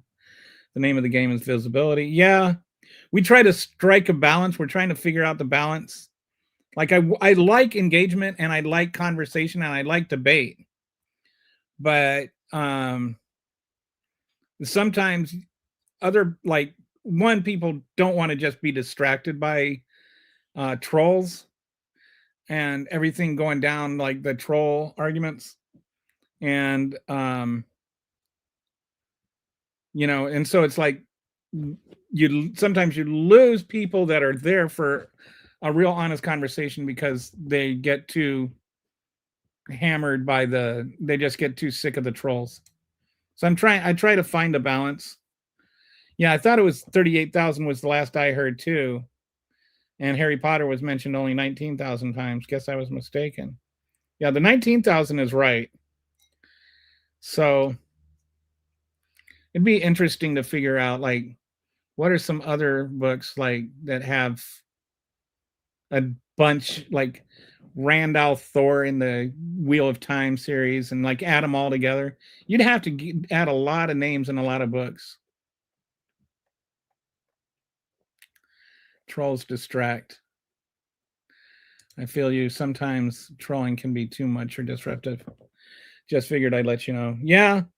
I mean, I'm a monetized channel too, so having like it actually benefits me to have the numbers higher, but it also maybe doesn't benefit me to have just trolls run the conversation. I would love to be able to use the one power on them. Oh, we got a Wheel of Time fan here. There you go. Did you like the TV series? I thought the third season when they were finally getting it right, and then it was gone. Yeah, but I loved that whole series. I read the whole thing 3 times. So, you know, and that's a lot of reading. I'd rather have what I loved about the Wheel of Time series, since you know I can never talk to anybody about this, as that the women characters were not just existing in the platform of how they're around men, you know, but they also he didn't avoid the love stories and stuff. So, like Perrin and what's her name, Faye, right? Is that her name? Like that was a really cool love story. Anyway, it's awesome that I found a Wheel of Time fan on here. I'd rather have 3 real people than 40 trolls personally, but I'm not making the money here. I think if you mute the trolls, they can no longer comment, but still count towards your engagement. There's an idea. Can I do? I don't know if I can do that from here. Now I can ban user, or I can delete their comment or put them in a timeout. I think it's more like where my line is. Like there, it's just at a certain point, it's like just go away, and if you don't, then I will make you. The adaptation was horrible. Yeah, the 3rd season I started to get. I mean, but they messed up a lot of stuff. Like some people were complaining about like the race stuff, and I was like fine with that. But like some of the stories they changed, like Perrin having another wife. I have no idea why they felt like that was necessary. Then the like they made men way too old. Hi, I'm back. Rainbow, buddy, how you doing? My second favorite kitty. Hey, and there's the herbs. Boy, it's like we got the whole crew coming together. We got both kitties and the herb. Failed, that's her name. Every page in the Epstein files is labeled as a Trump page. No wonder. And you know what? That's not even counting the other half. The half that they're hiding from us. Like there's only like the 3 million pages. He appears on 1 million of them. How many more times is he? Like, oh my goodness. Like just to read the pages that he has his name on is going to take a century. Censorship, how Israeli of you.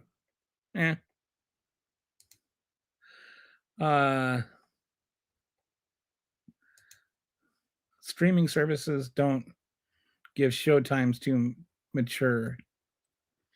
Their algorithm has them cancel shows before they ever really get going. Yeah, the show could have worked given a little time. As I think that, like, I felt like the 3rd season, they were finally starting to like hit the feeling of it. Like Matt was starting to get his memories and stuff. And anyway, well, I wish I could do it. If I did the thing, then I would try and go as much by the book as possible. Yeah, the Lord of the Rings one was bad too. Sometimes it's just hard. I read an article one time. I'm one of my favorite Stephen King books was what is it, the Bubble or whatever.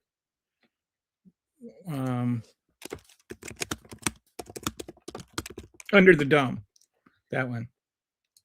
Like I really like that Stephen King book for some reason. I don't know, just maybe I was just in the right vibe when I read it.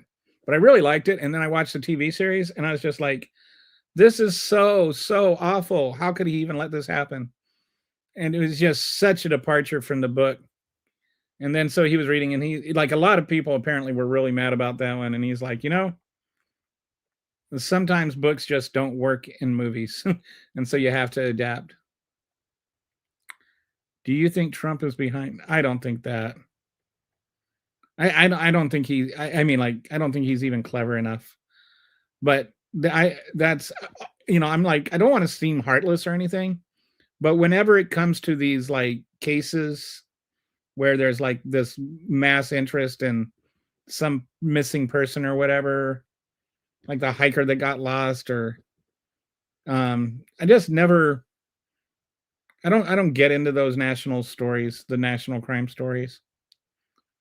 I'm just gonna wow till America goes broke or WW3 pops off. We are not voting our way out. What do you mean by wow? You're just gonna like wow? Like, is wow an acronym, or you mean like you're just gonna be saying wow? It wasn't new material. Oh, look, a narcissist or a misogynistic, stupid comment. The Dome is such a good book. It really is. It's not one of Stephen King's best books, like, in a lot of ways, but it was just a very engaging book. It was a fun read. NBC is behind the kidnapping. I think that the kidnappers are behind the kidnapping. Stephen King has issues with the ending of his books, though. Did you watch the Long Walk yet? The Long Walk, if you haven't watched the movie, Mark Hamill does this to me. Like, I'll be watching a movie and I'll just be like, who is that actor? Because it'll be like really good. And I'll just be like, and then I'll look it up and I'll be like, oh crap, that's Mark Hamill. I'm not like really good at recognizing people, but Mark Hamill just was an absolute butthole in that show, in that movie. Like, he was just, I never thought I could hate Mark Hamill, but I hated him in that. Like, I hated him in a good way. Like, I really enjoyed hating him. I feel like he's like, a lot of his work in the last few years has just been some of the best work of his career, and not even Star Wars related. I don't know if you've seen House of Usher, but he was brilliant in House of Usher. We need to dissolve the USA federal government. Mark Hamill is a gem. Can I brag? Can I brag? So one day I'm sitting at work, and we were all work from home, and we had this like group chat that was called off topic chat, where like everybody could just talk about whatever. And then he all of a sudden somebody's like, Kelly, Mark Hamill just retweeted you. And everybody was just all freaking out all day long. And then like later on, he actually follows me on both Twitter and Blue Sky now. I was one of the first 100 people he followed on Blue Sky, by the way. So Lizzie says, or Patsy says her too. So, and when the like thing happened, I'm the one that like I replied like to his tweet, and then he liked that, and so then like he started doing the like thing after I did the like thing, and then he made so actually, just saying, I'm a trendsetter. I'm the one that made the like thing happen. Well, technically he is, but he got the idea from me. And so anyway, all this stuff was going on, and I thought this was so funny. I was a lead writer, so like I had a few people that like some writers that were under me, and one of them went home and she was like, oh, my lead writer got retweeted by Mark Hamill. And then her roommate's like, Oh, that's cool. And so she was showing her the tweet, and then she thought it was cool that her boss got retweeted, or by Mark Hamill, and then she like looks at the tweet and she's like, "Your boss is Machine Pun Kelly?" And she was more impressed that I was her boss than that I got retweeted by. Apparently, she was a big fan that followed me. So anyway, every once in a while, I find out like people. I met somebody the other day that knew me from Twitter. Anyway, I always think that's kind of cool. Not like I'm famous. I say I'm famous adjacent. Like I've got 250,000 followers combined. Oh, am I need? Okay. We got some sign language going on. Follow the House of Usher was fantastic. It really was. Bruce Greenwood's reaction of the Raven was recitation of the Raven. That whole thing, and that was another one. Like I got to the end of that, and the guy he played is just so out of character with Mark Hamill that I was like, it wasn't even until I was at the last episode, I'm like, who is that actor anyway? And I found out it was Mark Hamill. I was just like, no. B. Winst just wants to like. Mark Hamill does a lot of voice work. His work as Joker on the Batman animated show is incredible. I don't do the animation. Like I've tried to. I watched like a couple of seasons of the one with what's her name? Kaylee Kako or Kako. What's her name? Joker's girlfriend. That one, I can't remember her name right now. The one on that I watched a couple of seasons of that, but I just can't get into the animation thing for some reason. I did get into it, but I just stopped watching it after I got up. And Harley, yes. Who is the best Harley?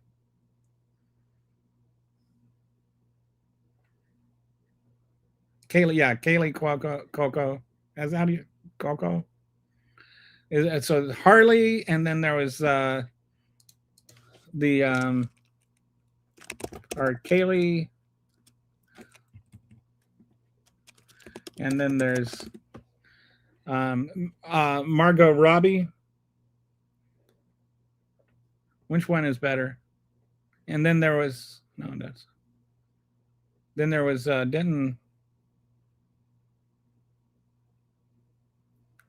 wasn't Lady Gaga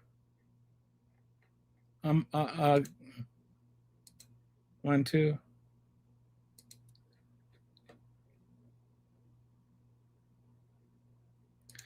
The Bruce Timm series was best.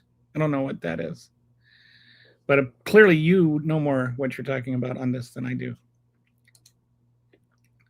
Gaga was was in the Joker musical, yeah, but she wasn't. Was she playing?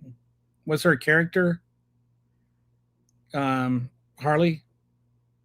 Okay, yeah, that's what I was thinking. I think like of the three, I think Kaylee did a really good Harley. Although I think Margot Robbie's was just because I don't like read the comics and stuff, so I can't judge based on what she's supposed to be like. I think Margot Robbie's character for the movies is the most fun, the most interesting. Margot Robbie was the only good thing about the first Suicide Squad movie. Did you like the movie where they're with the other women and she's just wants to eat her breakfast sandwich, and then she breaks up with Joker and what is that? Birds of Prey. Yeah, I thought that was a fun movie. There was a TV show called Birds of Prey like 25 years ago. It only lasted like a season. But I'm not like I was into comic books when I was a teen and never got into them after that. So, I was just mostly a Spider-Man fan. But Anywho, it's nice to sit there and not talk about politics for 5 minutes. But anyway, I think that's it for today. I'll hopefully be back tomorrow. And thanks for jumping on at the end there, Kitty. Have a great day, guys. Bye.